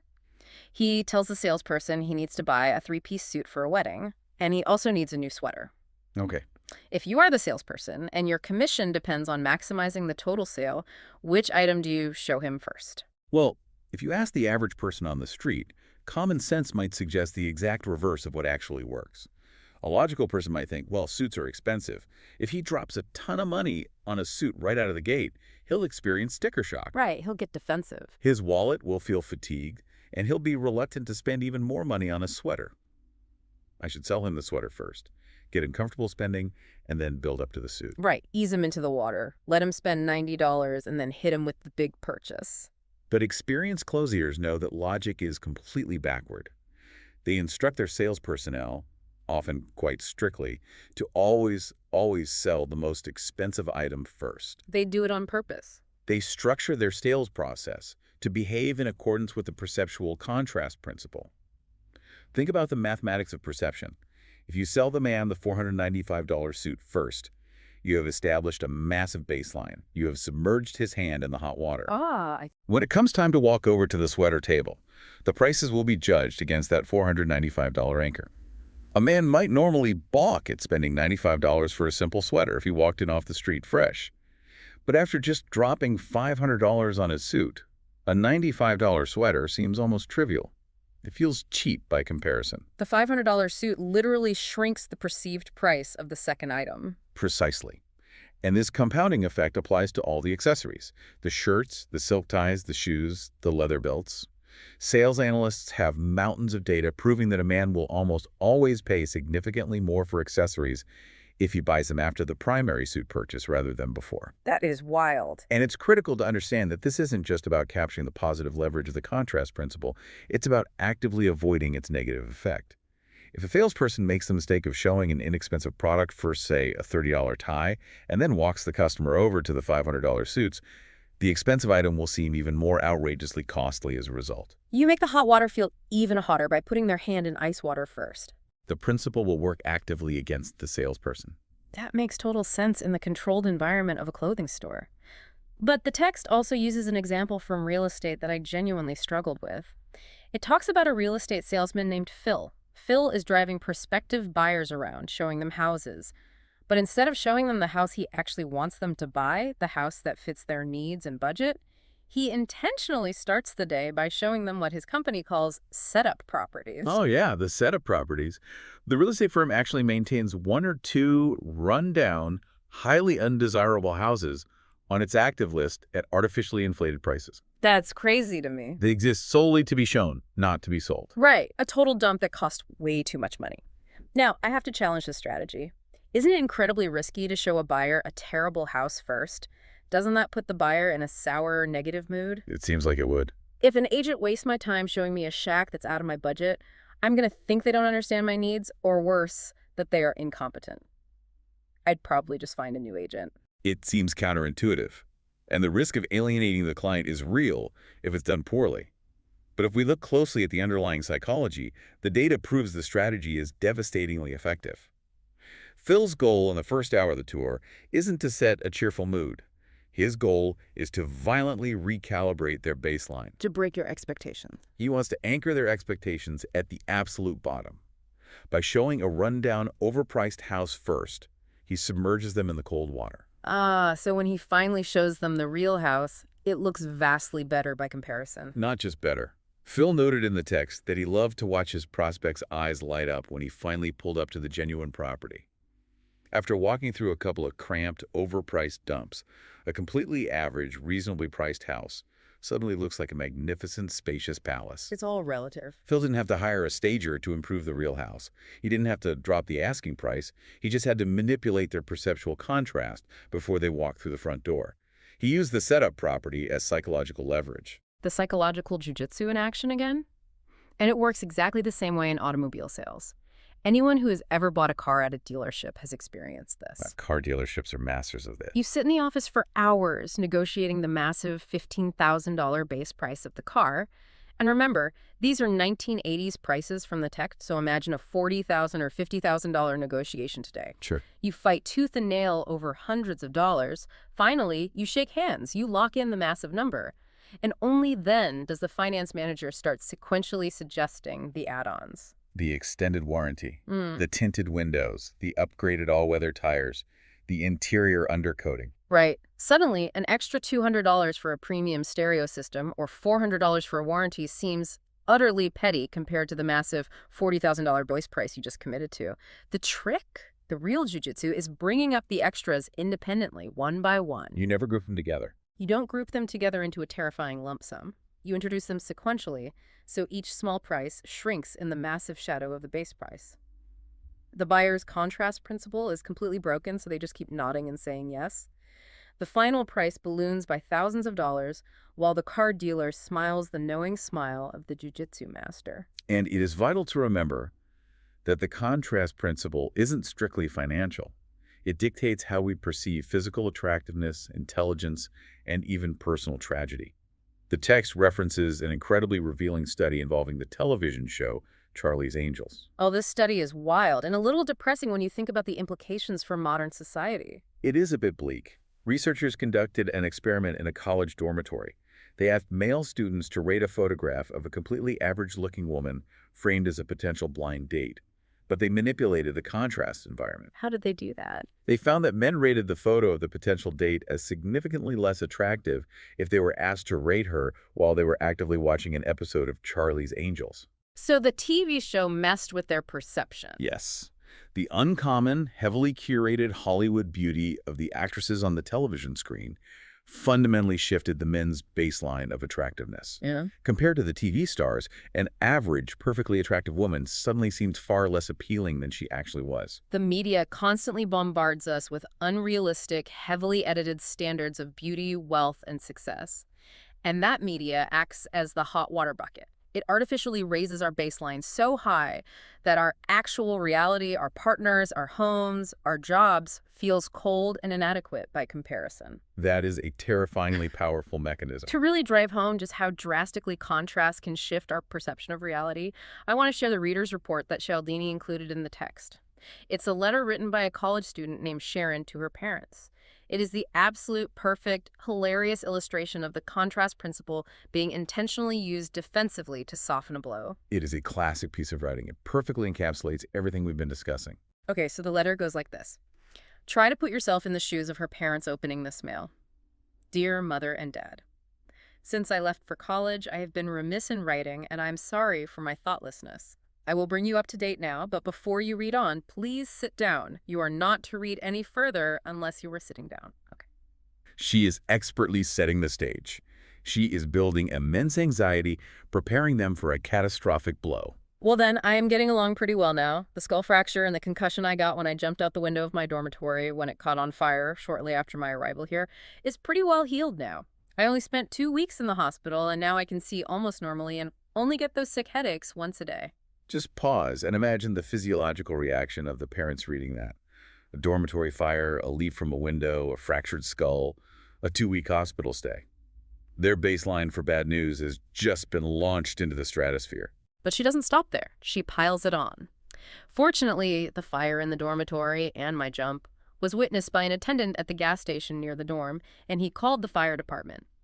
He also visited me in the hospital, and since I had nowhere to live because of the burnt-out dormitory, he was kind enough to invite me to share his apartment with him. It's really a basement room, but it's kind of cute. He is a very fine boy, and we have fallen deeply in love and are planning to get married. We haven't got the exact date yet, but it will be before my pregnancy begins to show. She is relentlessly stacking the extreme stimuli. She has moved from a major physical injury to moving in with a complete stranger, a hasty teenage marriage, and an unplanned pregnancy. The hot water bucket is now boiling. Yes, Mother and Dad, I am pregnant. The reason for the delay in our marriage is that my boyfriend has a minor infection which prevents us from passing our premarital blood tests, and I carelessly caught it from him. She adds a contagious, presumably venereal infection to the mix. Is an absolute masterpiece of establishing a horrific, apocalyptic contrast. And then, having pushed her parents to the absolute brink of a nervous breakdown, she drops the punchline. Now that I've brought you up to date, I want to tell you that there was no dormitory fire. I did not have a concussion or skull fracture. I was not in the hospital. I'm not pregnant. I'm not engaged. I'm not infected. And there is no boyfriend.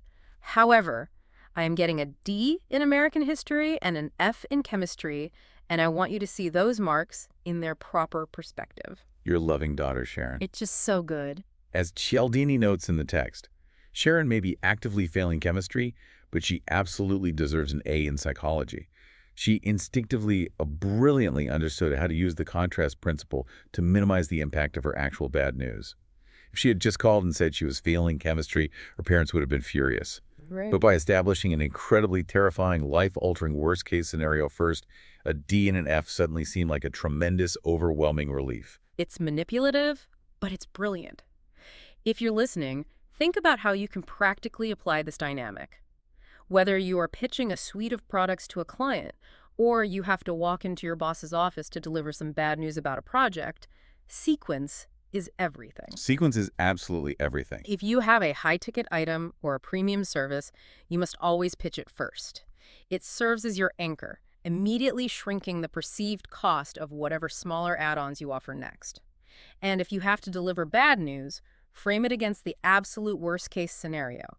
Remind them of the disaster that was narrowly avoided before you give them the minor setback.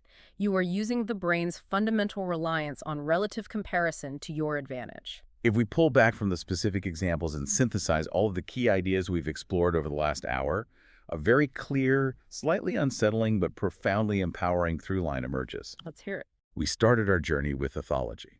We looked at the mother turkey's automated robotic reaction to the cheep, cheep sound and how a single stimulus could override millions of years of survival instinct. We then mapped that directly to human automaticity, where Ellen Langer's library experiment proved that the mere structure of a sentence, the empty use of the word because, acts as a linguistic trigger for human compliance, entirely bypassing our logical filters. We saw how that automaticity plays out economically with the Arizona tourists and the Drubeck brothers, proving that when we are overwhelmed, we blindly rely on the expensive equals good shortcut to evaluate value. We examined the dark side of this reality by looking at the predators of the natural world, the mimics like the killer firefly and the blenny, and we saw how their deceptive behavior perfectly mirrors the psychological jujitsu used by human compliance professionals. And finally, we explored the perceptual contrast principle, definitively showing that human judgment is never absolute. It is entirely relative, molded by whatever stimuli preceded it. So, tying all of this together, what is the ultimate core insight? What is the soul of this first chapter? It is the undeniable realization that the human brain's greatest, most necessary survival mechanism is, simultaneously, our greatest vulnerability. We absolutely must use mental shortcuts. We need our click word tapes to navigate the crushing complexity, the endless decisions, and the overwhelming stimuli of modern life. We simply cannot freeze and analyze every minute detail of every choice we make in a day. We would be completely paralyzed by cognitive overload. Exactly. But because we must run on these automatic tapes out of pure necessity, we leave our underbelly exposed. We leave ourselves wide open to the mimics, the jujitsu masters of commerce and social interaction, who know exactly which trigger features to activate to get us to say yes. True influence, then, isn't what we usually think it is. It's not about overpowering someone with brute verbal force. It's not about making the loudest argument, having the most aggressive sales pitch, or bullying someone into submission. True influence is about invisibly aligning with the internal, automatic programming that is already running in your target's mind. It's about finding the right tape that is already loaded and simply knowing how to press play. And perhaps more importantly for the listener, it's about understanding that you yourself are walking around with these tapes loaded and ready to be played by anyone who knows the cue. Awareness, recognizing the trigger features and the jujitsu holds when they are being applied to you, is the very first step in defending against the automatons and mimics of the human jungle. It really does change the way you look at every single interaction, every commercial, every price tag, and every request for a favor.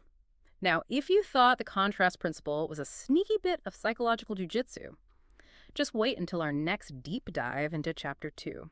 We are going to explore how a single, uninvited favor, something as tiny and seemingly innocent as a free piece of candy with your restaurant bill or a flower handed to you in an airport, can bind you into an invisible, suffocating web of social debt that practically forces you to say yes to massive, unequal requests. It is a look at the rule of reciprocation, and it is perhaps the most deeply ingrained, inescapable societal rule we have as humans.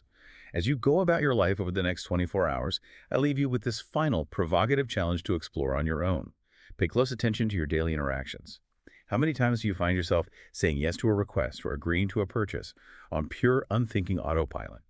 And when you finally catch yourself doing it, stop and ask yourself, what was the invisible trigger feature that just played your tape? Because whether it's walking out of a store having spent double your budget or gathering a stuffed predator under your wing just because it made the right sound, we are all just waiting for the right click to start our whir.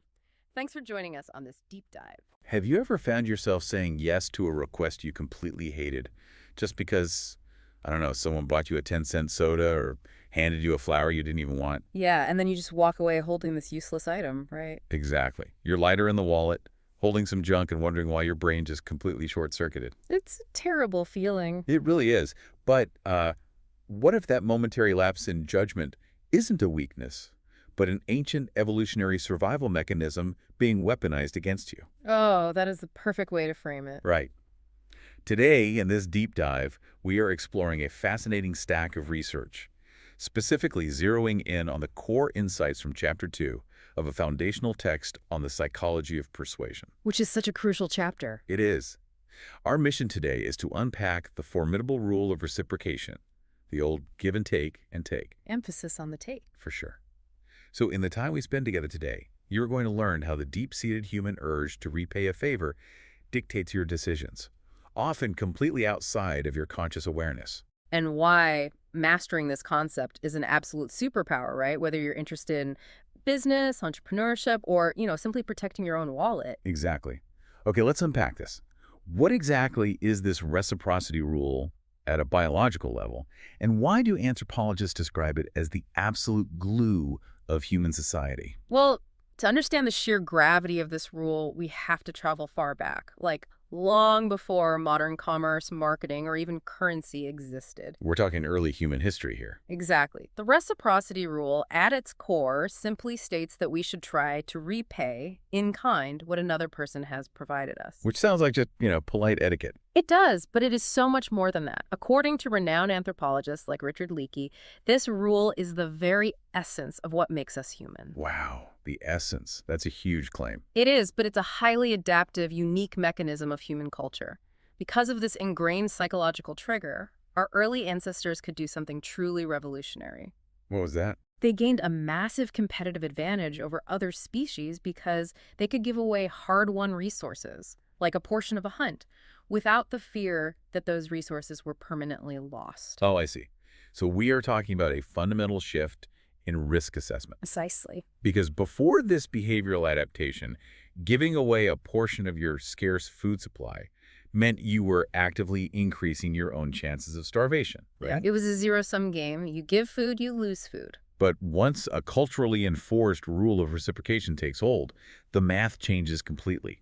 Giving something away no longer means losing it. Right, it means you are effectively storing it. Exactly. You're storing your excess food, your labor, your goodwill, in the biological ledger of another person. That is the exact paradigm shift. You are creating a distributed network of survival. I love that phrase, distributed network of survival. Well, by lowering the natural selfish inhibitions against giving, humanity was able to establish the division of labor. Which changed everything. Right. We could exchange diverse goods. We could create a cluster of interdependencies that bound individuals together into highly efficient, survivable units. So a hunter could focus solely on hunting, knowing the gatherer would share their foraging, because the reciprocity rule guaranteed a fair exchange over time. Exactly. And what's fascinating here is that sociologists have scoured the globe, studying every conceivable culture, and they have found no human society on Earth that does not subscribe to this rule. Wait, really? Every single one? Every single one. From hyper-industrialized nations to remote, isolated tribes, it is a universal constant of the human operating system. That's incredible. Yeah, every culture trains its members from childhood to abide by it, to feel the weight of it, and to punish those who violate it. It is essentially the first iteration of a future-oriented society. You give today, carrying the absolute certainty that in the future you will receive. Precisely. But what truly staggers me is the sheer power and longevity of that future orientation. It isn't just about trading a mammoth steak for some berries the next afternoon. Oh no, the timeline and the geographical scale can stretch to absurd lengths. Yeah, so let's look at the Ethiopia and Mexico anomaly from 1985. This perfectly illustrates how this rule transcends all logical boundaries. This story is wild. It really is. Let me paint the picture. In 1985, Ethiopia was in a state of absolute apocalyptic ruin. The economy was completely non-existent. Right. The food supply was ravaged by years of historic drought. There was a devastating internal war tearing the infrastructure apart, and people were dying by the thousands. They were entirely dependent on foreign aid just to keep a fraction of their population breathing. Exactly. And yet, amid all this suffering, native officials of the Ethiopian Red Cross managed to scrape together a $5,000 relief donation. Which was a fortune for them at the A time. literal fortune. And they sent it out of their country to help the victims of an earthquake in Mexico City.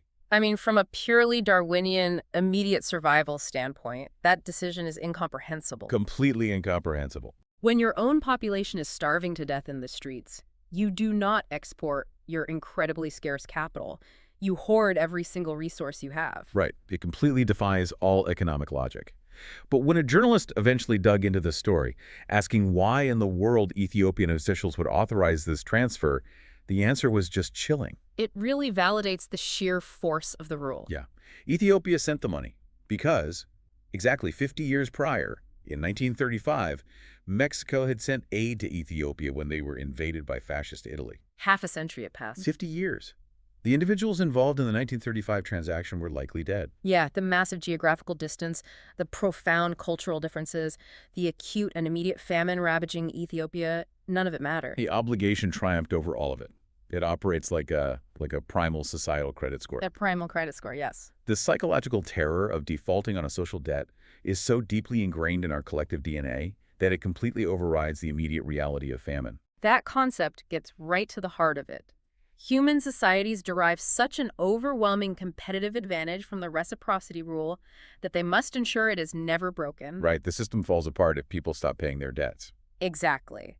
Therefore, society makes absolutely certain we feel an intense, almost physical burden when we are in debt. We're literally conditioned to view an unpaid favor as a threat to our social standing. Yes. And if we connect this to the bigger picture, especially for anyone navigating modern business or entrepreneurship, there is a profound structural takeaway here. Which is? Establishing an honored network of obligation by being the first to offer value is the most evolutionarily sound way to build a long-term business partnership. Okay, that makes sense. So you don't just start pitching right out of the gate. No, if you want to create deep, lasting alliances, you don't start by sliding a contract across the table. You start by triggering this ancient web of indebtedness. You provide a resource, an insight, a connection, or just a tangible favor first. Exactly.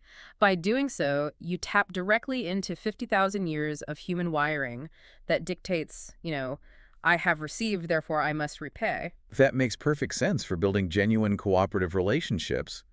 But doesn't that exact same wiring make us incredibly vulnerable? Oh, absolutely. It is a massive vulnerability. Because this rule doesn't just encourage us to repay favors from our friends and trusted colleagues.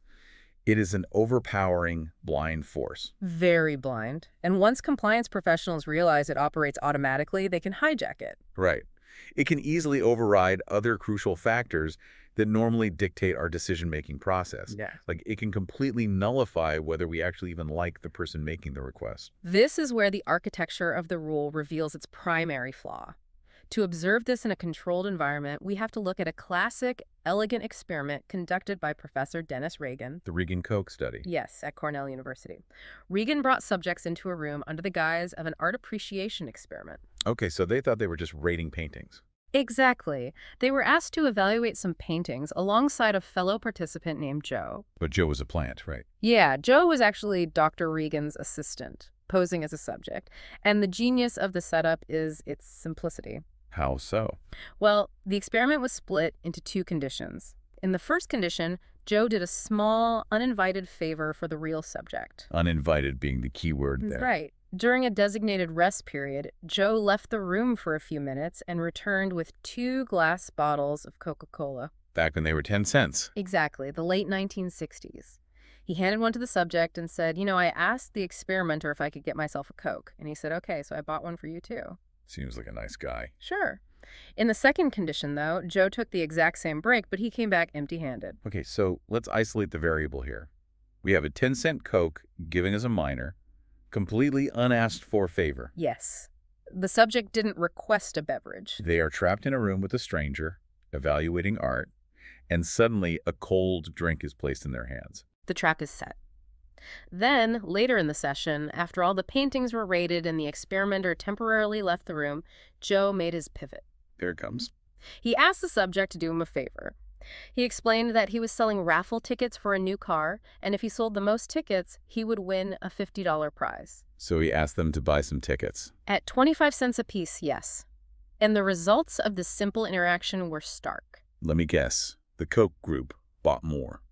The subjects who had received the 10-cent Coke bought twice as many tickets as those who hadn't received anything. Wow. So Joe experienced a 500% return on his initial investment. He spent 10 cents to generate 50 cents in sales. Yep, a massive ROI. A 500% ROI on a bottle of soda is staggering enough for any salesperson listening. But the ticket sales aren't even the most revealing part of this study, are they? No, they really aren't. Regan also measured how much the subjects actually liked Joe. Because they filled out surveys indicating their personal affinity for him. Exactly. Normally, the heuristic is simple. We do favors for people we like, and we reject requests from people we dislike. Right, that's just basic human nature. Or so we think. But for the cohort who received the Coke, liking Joe didn't matter at all. The biological sense of obligation completely wiped out the liking factor. That is insane. So people who explicitly stated on their surveys that they actively disliked Joe bought just as many raffle tickets as the people who rated him highly. They did. The reciprocity rule acted as a psychological bulldozer, crushing their personal preference. It just flattened it. It did. And that specific finding exposes why the rule is so frequently weaponized. It enforces uninvited debts. Uninvited debts. Let's dig into that. Well, the French anthropologist Marcel Mauss studied the social pressures surrounding gift-giving in human culture and identified 3 distinct obligations. Okay, what are they? The obligation to give, the obligation to receive, and the obligation to repay. And it is that second mechanism, the obligation to receive, that makes us so exploitable. Precisely. Think about the social dynamics in that room.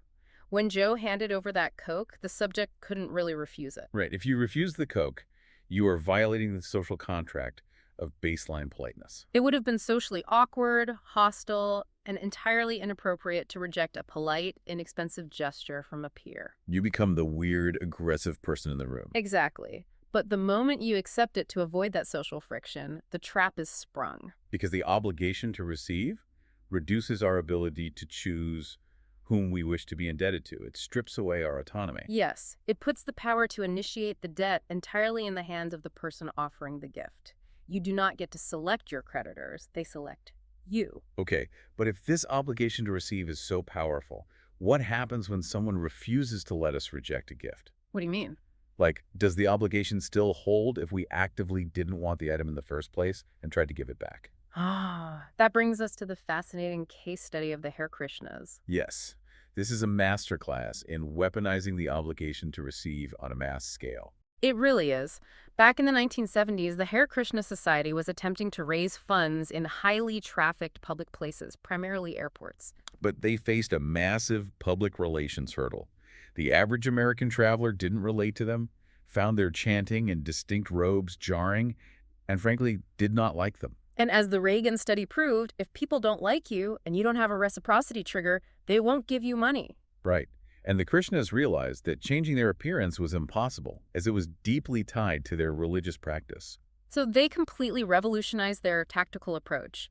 They deployed the reciprocity rule to bypass the liking problem entirely. They engineered the benefactor before beggar strategy. Yes, that's exactly what it was. They would post up in a busy airport terminal, spot a traveler rushing toward their gate, step directly into their path, and press a flower into the traveler's hand. Sometimes they would pin it directly to the person's lapel. Which is so invasive. The traveler, usually startled, would look down at the flower, realize what was happening, and immediately try to hand it back. They would say, I don't want this. But the Krishna solicitor was trained specifically for this moment. They would hold up their hands, step back, and refuse to take the flower back. They would declare, "No, it is our gift to you." That phrasing is critical. It is our gift to you.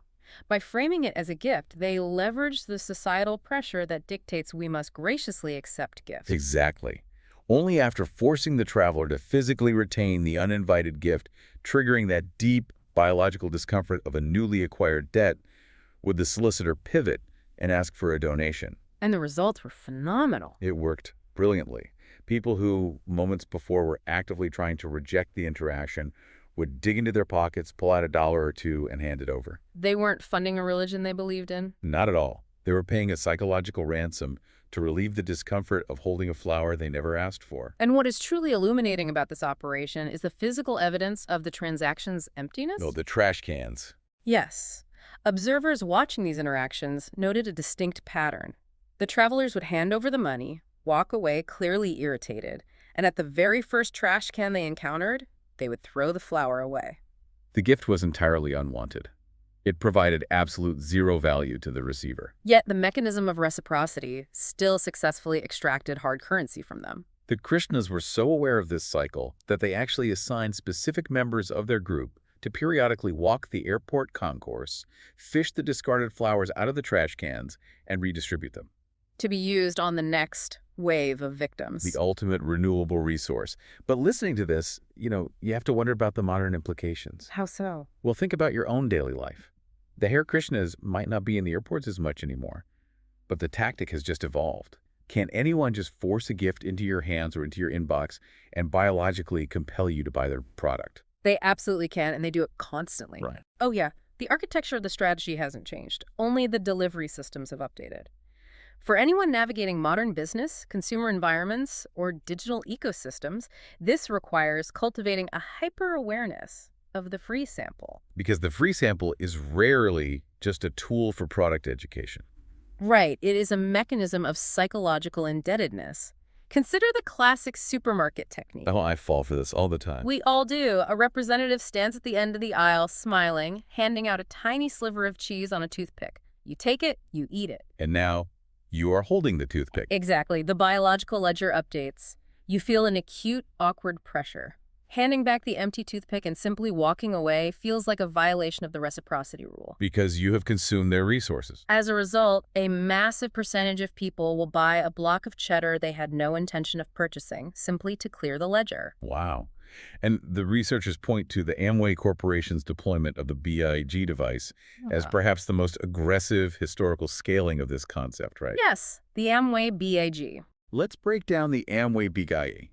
This is basically the door-to-door equivalent of the airport flower, but localized to your living room. Precisely.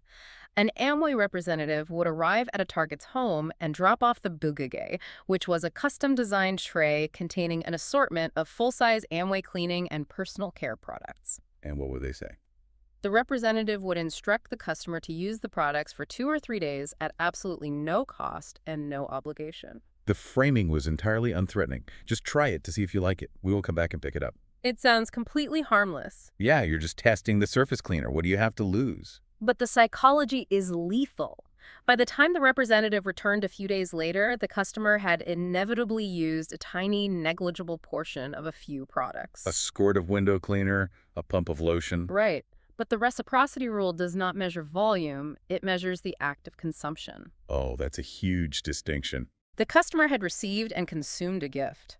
The trap was sprung. The customer now felt a profound internal obligation to order the products they had sampled. Because they couldn't just hand back the partially used tray without feeling like a moocher. Exactly. And Amway distributors reported astronomical sales increases and immense profits once the BOG was introduced into their sales funnel. So the practical application here is critical for you as a listener. Think about the last time a software company offered you a 30-day, no-obligation free trial. Or a vendor offered you a complimentary, highly detailed audit of your website's SEO. Right.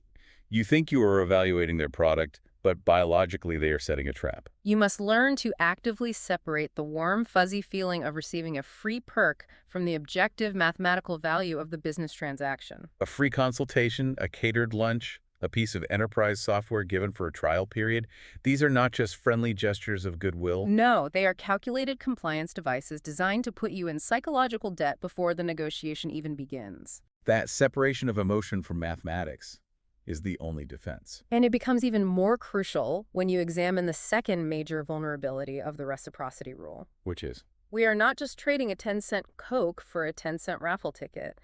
The rule demands that a favor be met with a favor, but it is incredibly, dangerously flexible regarding the size of the return favor. Right, the asymmetry is wild. A tiny, almost trivial initial favor can produce a sense of obligation so intense that it makes us agree to a substantially larger return favor. The rule triggers disproportionate returns and highly unfair exchanges. So why in the world do we agree to unfair exchanges? If someone gives me a 50-cent flower, why am I giving them a $5 bill? That's a great question. Why doesn't my brain just say, you know, I owe you 50 cents, here's a quarter and a dime, we're even? It comes down to the immense pressure generated by two converging forces: internal psychological discomfort and external social shame. Let's start with the internal discomfort. Internally, we are conditioned from the moment we are born to chafe under the burden of obligation. Being in debt feels bad. It is a psychological irritant. It's like holding a hot potato. Yes, there is an urgent physiological need to pass it off, to clear the ledger, to return to a state of equilibrium. We want to shed that feeling as rapidly as possible. The hot potato is the perfect way to visualize it. You just want it out of your hands, even if you have to pay a premium to drop it. Exactly. And the external force is equally punishing. It's social shame. Society intensely dislikes people who take without giving back. The labels we assign to these people, moocher, ingrate, welsher, parasite, they carry severe social stigma. Because in early human history, being labeled a moocher could get you exiled from the tribe. And exile meant certain death. Yeah. So the combination of that internal burning discomfort and the existential dread of external shame is so potent that people will wildly overpay just to rid themselves of the burden. They will trade a dollar for a dime just to be free of the obligation. They really will. There is a story documented by the researchers that illustrates this catastrophic disparity perfectly. It involves a college student and her car. Oh, this story is painful to read. It really is. So the student was sitting in a university parking lot, frustrated because her car battery had died and it wouldn't start. It's a very relatable situation. Right, and a stranger, a young man walking by, noticed her distress, came over, and jump-started her car using his own cables. A nice 5-minute favor. Exactly. She thanked him profusely and, just being polite, tossed out the standard societal closer. If you ever need a favor, stop by my dorm. A completely standard throwaway line of gratitude. But a month later, this virtual stranger actually knocked on her door. Oh, no. Yeah. He explained that his own car was in the shop for repairs and he needed a vehicle.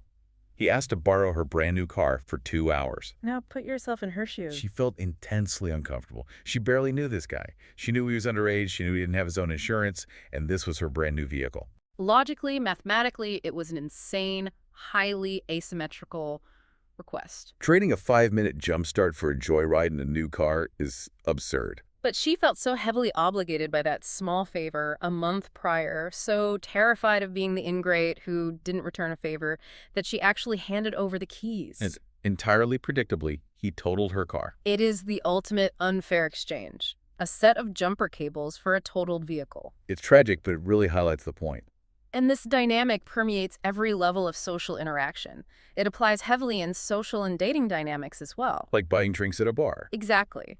A woman might feel a deeply uncomfortable, completely unwarranted sense of sexual or social obligation simply because a man bought her a relatively cheap drink at a bar. Because the rule is entirely blind to the disparity in value. The biological ledger only registers the existence of the debt, not the dollar amount. Precise. And it is crucial to recognize that it's not just everyday citizens falling victim to this asymmetry. This operates at the absolute highest levels of global power. Oh, absolutely. If we look at the mechanics of political maneuvering, the reciprocity rule is the engine in the dark. Let's look at some historical examples of political log rolling. Lyndon B. Johnson was legendary for his ability to pass a massive amount of legislation early in his presidency. He was getting votes from lawmakers who were staunchly ideologically opposed to his proposals. Right. How? Political scientists attribute this to the massive stockpile of favors he had accumulated over his decades in the House and Senate. He wasn't just debating policy, he was calling in chits. He had done thousands of small favors committee assignments, campaign stops, procedural votes, and he leveraged those small initial favors into massive, disproportionate returns. Votes on landmark legislation. Exactly. And the contrast with Jimmy Carter is highly instructive here. Carter struggled significantly with Congress early in his term, despite his party holding heavy majorities in both chambers. The friction was palpable. Why? Because Carter had actively campaigned as a Washington outsider. He proudly claimed he was indebted to no one in the establishment.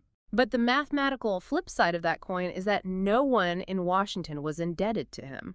The web of obligation, that primal credit score, simply didn't exist for him. He had no favors to call in, and consequently, his legislative agenda stalled.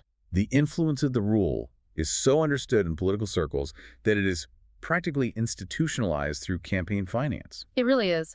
The historical analysis points to Charles H. Keating Jr., a central figure in the massive savings and loan crisis. Right. Keating had directed $1.3 million in political contributions to the campaigns of 5 U.S. senators. And when he was eventually hauled before a congressional committee and asked directly if his massive financial contributions were intended to buy the senator's intervention on his behalf against federal regulators. He didn't even attempt to obfuscate. No, he stated, "I want to say in the most forceful way I can. I certainly hope so." Wow. He was operating on the basic premise of the reciprocity rule. He gave a massive gift, and he fully expected a disproportionate return in the form of regulatory immunity. Which brings us back to the micro level, to the businesses utilizing this exact same mathematical asymmetry to extract profits from trivial upfront costs. Right, like the Disabled American Veterans Organization. Yeah. They provide a perfect, quantifiable example. Yes, they analyzed their direct mail fundraising campaigns and found that a standard, well-written appeal letter asking for a donation yielded a respectable 18% success rate. Pretty standard. But then they introduced the reciprocity trigger. They included a tiny, unsolicited gift in the envelope, a sheet of gummed, individualized address labels. And the success rate practically doubled, skyrocketing to 35%. The cost of printing those little address labels was pennies. Pennies. But the receipt of that uninvited gift created an asymmetrical debt. The recipients felt the hot potato of obligation. They couldn't return the labels. Throwing them away felt wasteful and rude, so they mailed back a $10 or $20 check to clear a 5-cent debt. So evaluating this mathematically is the only way out. When a vendor buys you an expensive steak dinner, or a potential hire sends you a thoughtful, personalized gift before an interview, you have to mentally isolate that event. You have to acknowledge the emotional pressure. You will feel the urge to reciprocate, but you must let the math make the final decision. Do not let the fear of being silently labeled a moocher by a salesperson force you into signing a terrible 5-year contract or agreeing to a disadvantageous timeline. Recognize the asymmetry of the exchange. That is the necessary defense against the gift. But the complexity of the reciprocity rule deepens significantly when we realize it doesn't just govern the exchange of physical gifts or tangible favors. It governs something entirely invisible. Concessions. Yes. Here's where it gets really interesting, because this is where the architecture of the rule gets genuinely terrifying. It's so subtle. If someone makes a concession to us, like if they back down from an initial demand, we feel deeply biologically obligated to make a concession in return. It's known as the rejection then retreat technique. To understand how this trap is sprung, we have to look at the story of the Boy Scout. It flawlessly deconstructs the mechanic of the invisible concession. It is the quintessential example of the trap in motion. Exactly. Let's hear it. So the researcher is walking down the street, minding his own business, when a 12-year-old Boy Scout approaches him. The scout launches into his pitch. Okay. He says he's selling tickets to the annual Boy Scout circus, taking place that Saturday night, and the tickets are $5 each. Now, the researcher has absolutely zero desire to spend his precious Saturday night sitting on bleachers at a Boy Scout circus. Exactly. It is an easy, immediate rejection. He says, no thanks. At this point, the transaction should be over. The scout retreats. He immediately pivots and says, well, if you don't want to buy any tickets, how about buying some of our big chocolate bars? They're only $1 each. And what does the researcher do? He immediately pulls out $2 and buys 2 chocolate bars. Which is amazing. And as he is walking away, holding the chocolate, his brain finally catches up with his actions, and he realizes he has been completely played. He doesn't even like chocolate, right? He doesn't even like chocolate. He likes his dollars, yet he just voluntarily traded his dollars for something he dislikes. Why did he do it? Because the Boy Scout masterfully framed the $1 candy bar not as a new pitch, but as a concession. He retreated from the extreme $5 request to the moderate $1 request. And the rule of reciprocity dictates that a concession must be met with a concession. The researcher felt he had to meet the scout halfway. His only available concession was to move his position from no to yes on the smaller request. It is a brilliantly effective, highly weaponized trap. The requester starts with a large, extreme request that they fully expect will be rejected. They map out the rejection in advance. Then, once the target says no, they retreat to a smaller request, which is the request they actually wanted all along. The target views the retreat as a favor, a compromise, a yielding of ground. The target feels intensely obligated to reciprocate that yielding by agreeing to the second offer. And what makes this technique so devastatingly effective is that it is dramatically amplified by a secondary psychological mechanism operating in tandem. Yes, the perceptual contrast principle. Let's unpack the perceptual contrast principle, because this is the neurohack that makes the retreat seem so appealing. How does the brain anchor to these requests? The classic way to understand perceptual contrast is the hot and cold water analogy. Okay, lay it on me. Imagine you have 3 buckets of water in front of you. 1 hot, 1 cold, and 1 at room temperature. You put your left hand in the hot water and your right hand in the cold water. All right. You leave them there for a minute, letting your brain anchor to those extreme temperatures. Then you pull both hands out and plunge them simultaneously into the room temperature bucket. Your brain gets completely confused. The hand that was in the cold water suddenly feels like it's burning hot, and the hand that was in the hot water feels freezing cold. Exactly. The objective temperature of the middle bucket hasn't changed. It is room temperature. But your perception of it is entirely dictated by the contrast of the preceding event. Right. The exact same neurological quirk governs how we process pricing and requests. When the Boy Scout asks for a $5 commitment to attend a circus, your brain anchors to that high cost of time and money. So when he immediately drops the request down to a $1 candy bar, the contrast principle makes that $1 request look incredibly cheap. Much cheaper than if he had just walked up and asked for $1 initially. So the target is hit with a psychological double whammy. The intense obligation to reciprocate a concession, combined with the perceptual illusion that the second request is a trivial, massive bargain. And once you understand this mechanism, you start seeing it everywhere. It's not just for selling candy bars or upselling at a car dealership. The historical analysis uses this exact mechanism to explain one of the most baffling political crimes in American history. The Watergate break-in. Yes. The decision-making process behind Watergate has puzzled historians for decades. The men who approved the break-in, John Mitchell, Jeb Stuart Magruder, Frederick LaRue, were not foolish people. No, they were incredibly intelligent, highly rational, cautious political operatives running the committee to re-elect the president. So why in the world would men of that caliber agree to a high-risk, low-reward, incredibly sloppy felony like bugging the Democratic National Committee headquarters? They agreed because G. Gordon Liddy deployed the rejection then retreat technique against his own superiors. He weaponized the contrast principle to get his way. Liddy didn't walk into the room and pitch the Watergate break-in. He initially pitched an absolutely unhinged $1 million espionage program. Wait, $1 million? Yes. Uh, This initial pitch included a specialized communications plane, kidnapping squads to abduct political enemies, mugging teams, and a yacht outfitted with high-end call girls to blackmail Democratic politicians. that is an absurd James Bond-level fantasy. Mitchell and the committee categorically rejected it, of course. They rejected the extreme demand, so the anchor was set. Right. Then Liddy retreated. A few days later, he came back with a revised $500,000 plan. It removed some of the crazier elements, but was still rejected. Finally, Liddy retreated a third time to a bare-bones $250,000 plan. This plan abandoned the kidnapping and the call girls and just focused on some wiretapping and a simple break-in at the Watergate complex. And suddenly, the trap springs. Compared to the $1 million kidnapping and extortion extravaganza, $250,000 wiretapping burglary seemed entirely reasonable. It looked like a massive compromise. Magruder, reflecting on the disastrous decision later, admitted the exact mechanism. He said he had asked for the whole loaf when he was quite content to settle for half or even a quarter. If Liddy had walked into Mitchell's office on day one and pitched a $250,000 felony burglary, they would have thrown him out of the building. But because it was framed as a massive concession on his part and perceptually contrasted against $1 million, the committee felt obligated to meet him halfway. They conceded, they approved the operation, and it brought down the presidency. The power of that framing is terrifying. You can actually engineer this compliance in a lab setting, too. Oh, absolutely. The researchers demonstrated this with the juvenile delinquent Zeus study. Right. They posed as representatives of a county youth counseling program and walked around a college campus stopping students. The initial approach was straightforward.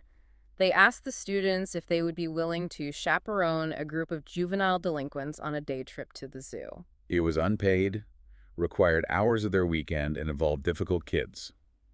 Unsurprisingly, only 17% of the students agreed. That's the baseline compliance rate for the moderate request. Exactly. But with a second group of students, they deployed the rejection then retreat tactic. First, they stopped the student and made an extreme request. They asked the student to commit to spending 2 hours a week as a counselor to a juvenile delinquent for a minimum of 2 years. That is a massive, life-altering commitment. Every single student said no, a 100% rejection rate. But the moment the student said no, the researcher retreated. They said, well, if you can't do that, would you be willing to just chaperone them on a day trip to the zoo this weekend? And the compliance rate skyrocketed from 17% to an astonishing 50%. By simply preceding the target request with an extreme rejected request, they tripled their success rate. But hold on, if I'm analyzing this from the perspective of a labor negotiator or a high-stakes salesperson, I have to challenge the long-term viability of this tactic. Okay, what's your concern? Doesn't this create a ticking time bomb? If I use this heads I win, tails you lose manipulation to back my counterpart into a corner, won't they eventually figure it out? That's a fair point. The moment they step away from the table and the psychological fog lifts, they're going to realize I used a contrast trick to extract a yes. Won't that lead to massive buyer's remorse? You'd think so. Won't they just tear up the contract, default on the agreement, and refuse to ever do business with me again? It seems like a recipe for burning bridges. That is the entirely logical assumption. You would expect that targets of manipulation, once they realize they've been corralled into a decision, would exhibit a high rate of default on the agreement. Yeah, and deep resentment. But here is the most shocking, counterintuitive data in the entire study. The exact opposite happens. Ooh, really? Yes. Targets of the rejection then retreat technique actually fulfill their agreements more often than those who are approached straightforwardly. And they're significantly more willing to do future favors for the person who manipulated them. That completely breaks my mental model. They are more loyal to the person who tricked them. How is that mechanically possible? To understand the mechanics of this loyalty, we look at a complex bargaining study conducted at UCLA. Subjects were brought in and told to negotiate how to divide a pot of money with an opponent. The opponent, unbeknownst to the subject, was actually a confederate of the researchers, right? Yes, strictly instructed to bargain in one of three ways. Condition 1. The opponent makes an extreme demand for almost all the money and stubbornly refuses to budge. Okay, condition 2. Condition 2. The opponent makes a moderate demand and refuses to budge. Condition 3. The opponent makes an extreme demand initially, but then gradually retreats, making concessions down to a moderate demand. That third condition is our rejection then retreat tactic in action. Exactly. Okay, so we know the third group is going to fall for the trap. But what happened to their internal state after they made the deal? As expected, the subjects facing the opponent who retreated ended up giving away the most money.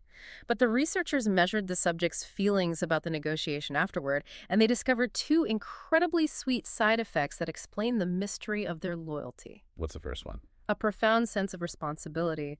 The subjects who experienced the opponent's concessions did not feel manipulated. Instead, they felt that they had actively dictated the final agreement. Because they said no to the initial extreme demand and the opponent backed down. Yes, the subject felt they had successfully influenced their opponent. They felt like master negotiators who had wrestled a concession out of a tough adversary.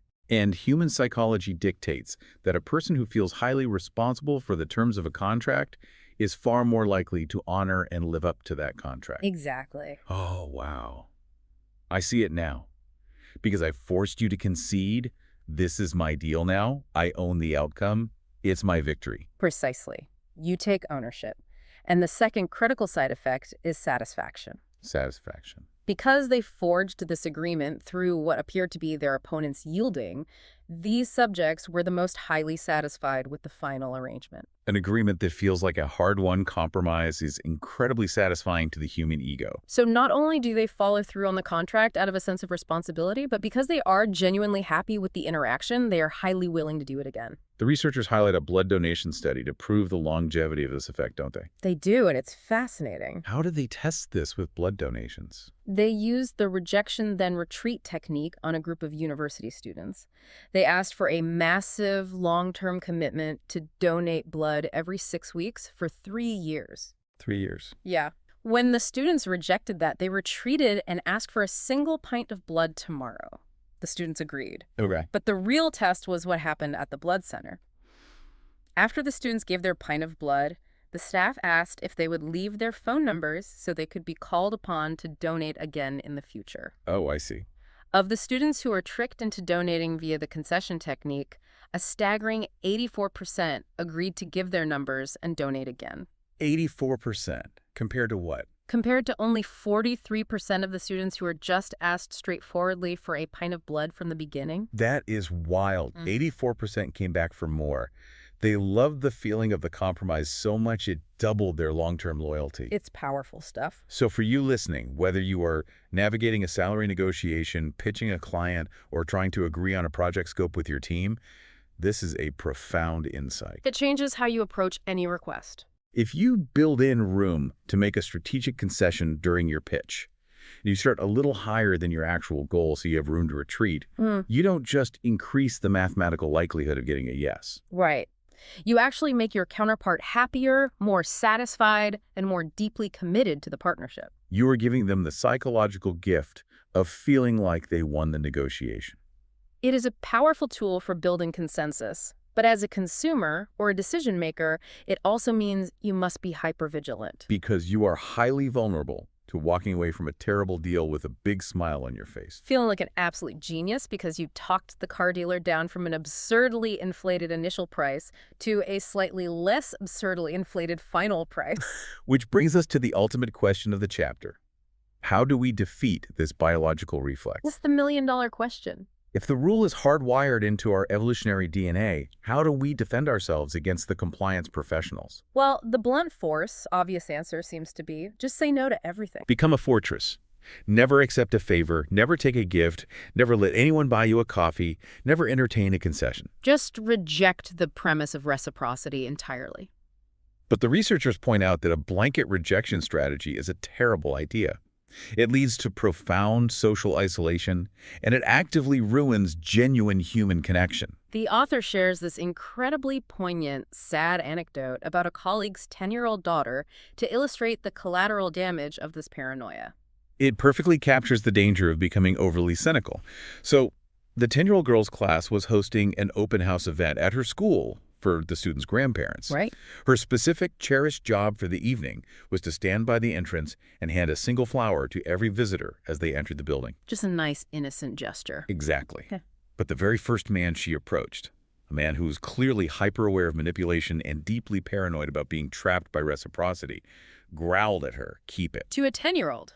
The little girl, confused, tried to explain it was a gift for the evening. The man aggressively demanded to know what he had to give in return, accused her of playing a manipulative game, and brushed past her into the school. The little girl was so emotionally devastated by his hostility that she couldn't continue. She had to be removed from her assignment. It's a tragic example of how refusing to participate in the honored network of obligation destroys the very fabric of society. You cannot treat a 10-year-old with a flower the same way you treat a Hare Krishna in an airport. It's a vital warning. We cannot abandon the rule of reciprocity. It's too valuable to our survival and our happiness. So what is the true, nuanced defense mechanism? The researchers describe a mental jujitsu called mental redefinition. Mental redefinition. It requires active, real-time cognitive processing. Right. Here's how it works. You accept initial favors or concessions in good faith.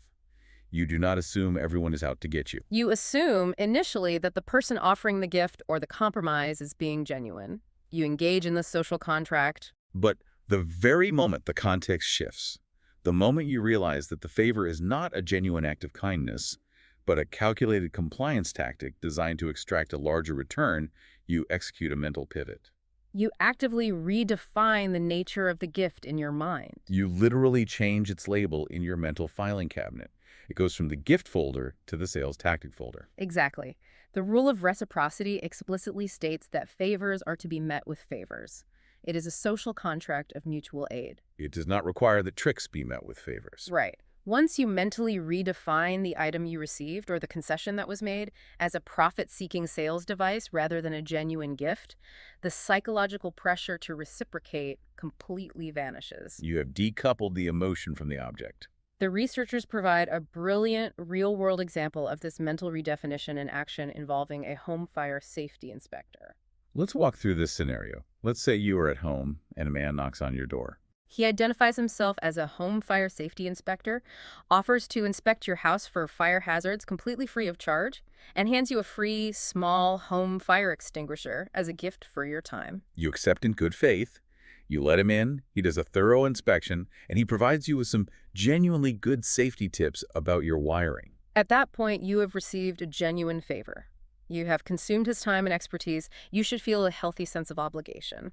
But then, he sits down at your kitchen table and suddenly pivots. He uses the fear and vulnerability he just generated during the inspection to try and hard sell you an incredibly expensive, massively overpriced home alarm system. At that precise moment, the mental redefinition must occur. The context has shifted. You must realize in real time that the free extinguisher and the free inspection were not gifts. They were the bait on the hook. They were carefully designed, profit-seeking sales devices intended to put you in a state of psychological indebtedness so you would agree to buy the alarm system. And this raises an important question regarding fairness. If you realize you are sitting at your kitchen table with someone who is actively exploiting the social contract to manipulate your wallet, are you still obligated to be polite? Do you still owe them the courtesy of the reciprocity rule? The researchers argue absolutely not. In fact, if someone is exploiting the rule of reciprocity against you, the rule itself dictates that you should exploit them back. The rule demands like for like. So, the mathematically sound, defensively perfect response is to take the free extinguisher, thank the inspector for his time, firmly decline the overpriced alarm system, and politely show him the door. You have taken his profit-seeking tool and kept it for yourself without giving him the disproportionate sale he was trying to extract. It is the ultimate empowering defense. You are not a victim of the rule, you are a master of it. For you listening, when you are doing business, negotiating a contract, or simply navigating your consumer life, you must constantly monitor your internal state. Your body and your brain will usually tell you when you are being trapped. If you feel that sudden, uncomfortable weight of obligation, the hot potato, if you feel cornered into saying yes to a proposal you mathematically know is a bad deal, hit the pause button. Step back from the interaction. Label the other person's action objectively. Say to yourself, this expensive lunch isn't a favor, it is a compliance tactic. Once you classify it correctly, you strip the compliance professional of all their invisible power, and you regain your total freedom to choose based on logic and value.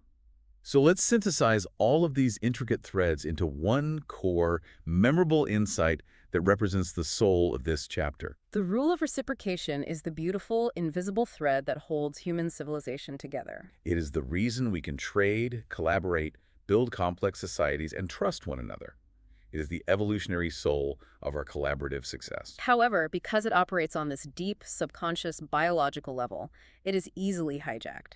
Compliance professionals use uninvited gifts, asymmetrical exchanges, and strategic illusory concessions to bypass our logic and force our hand. The ultimate defense against this manipulation isn't to stop being generous or to become a paranoid cynic who rejects every kindness and isolates themselves from the world. The true defense is acute awareness. It's the practiced ability to recognize the subtle difference between a genuine gift meant to build a relationship and a calculated bait designed to spring a trap. Keep the gifts, but throw back the bait. That is the perfect distillation. Engage with the world, but protect your ledger. So the next time someone offers you something for nothing, whether it's a free trial, a complimentary lunch, a flower at an airport, or a sudden, unexpected concession in the middle of tense negotiation, pause and ask yourself, what is this really costing me? Keep that analytical framework in mind, because in our next deep dive, we'll discover how the harmless, tiny commitments you make today can turn into the invisible hobgoblins that completely control your mind tomorrow. Until then, stay curious. What you just listened was the beginning of a full audio, way longer, explaining every single chapter of the book. If you would like to keep listening to the end and access to the full audio, you can access it with the link down below in the description and in the pinned comment.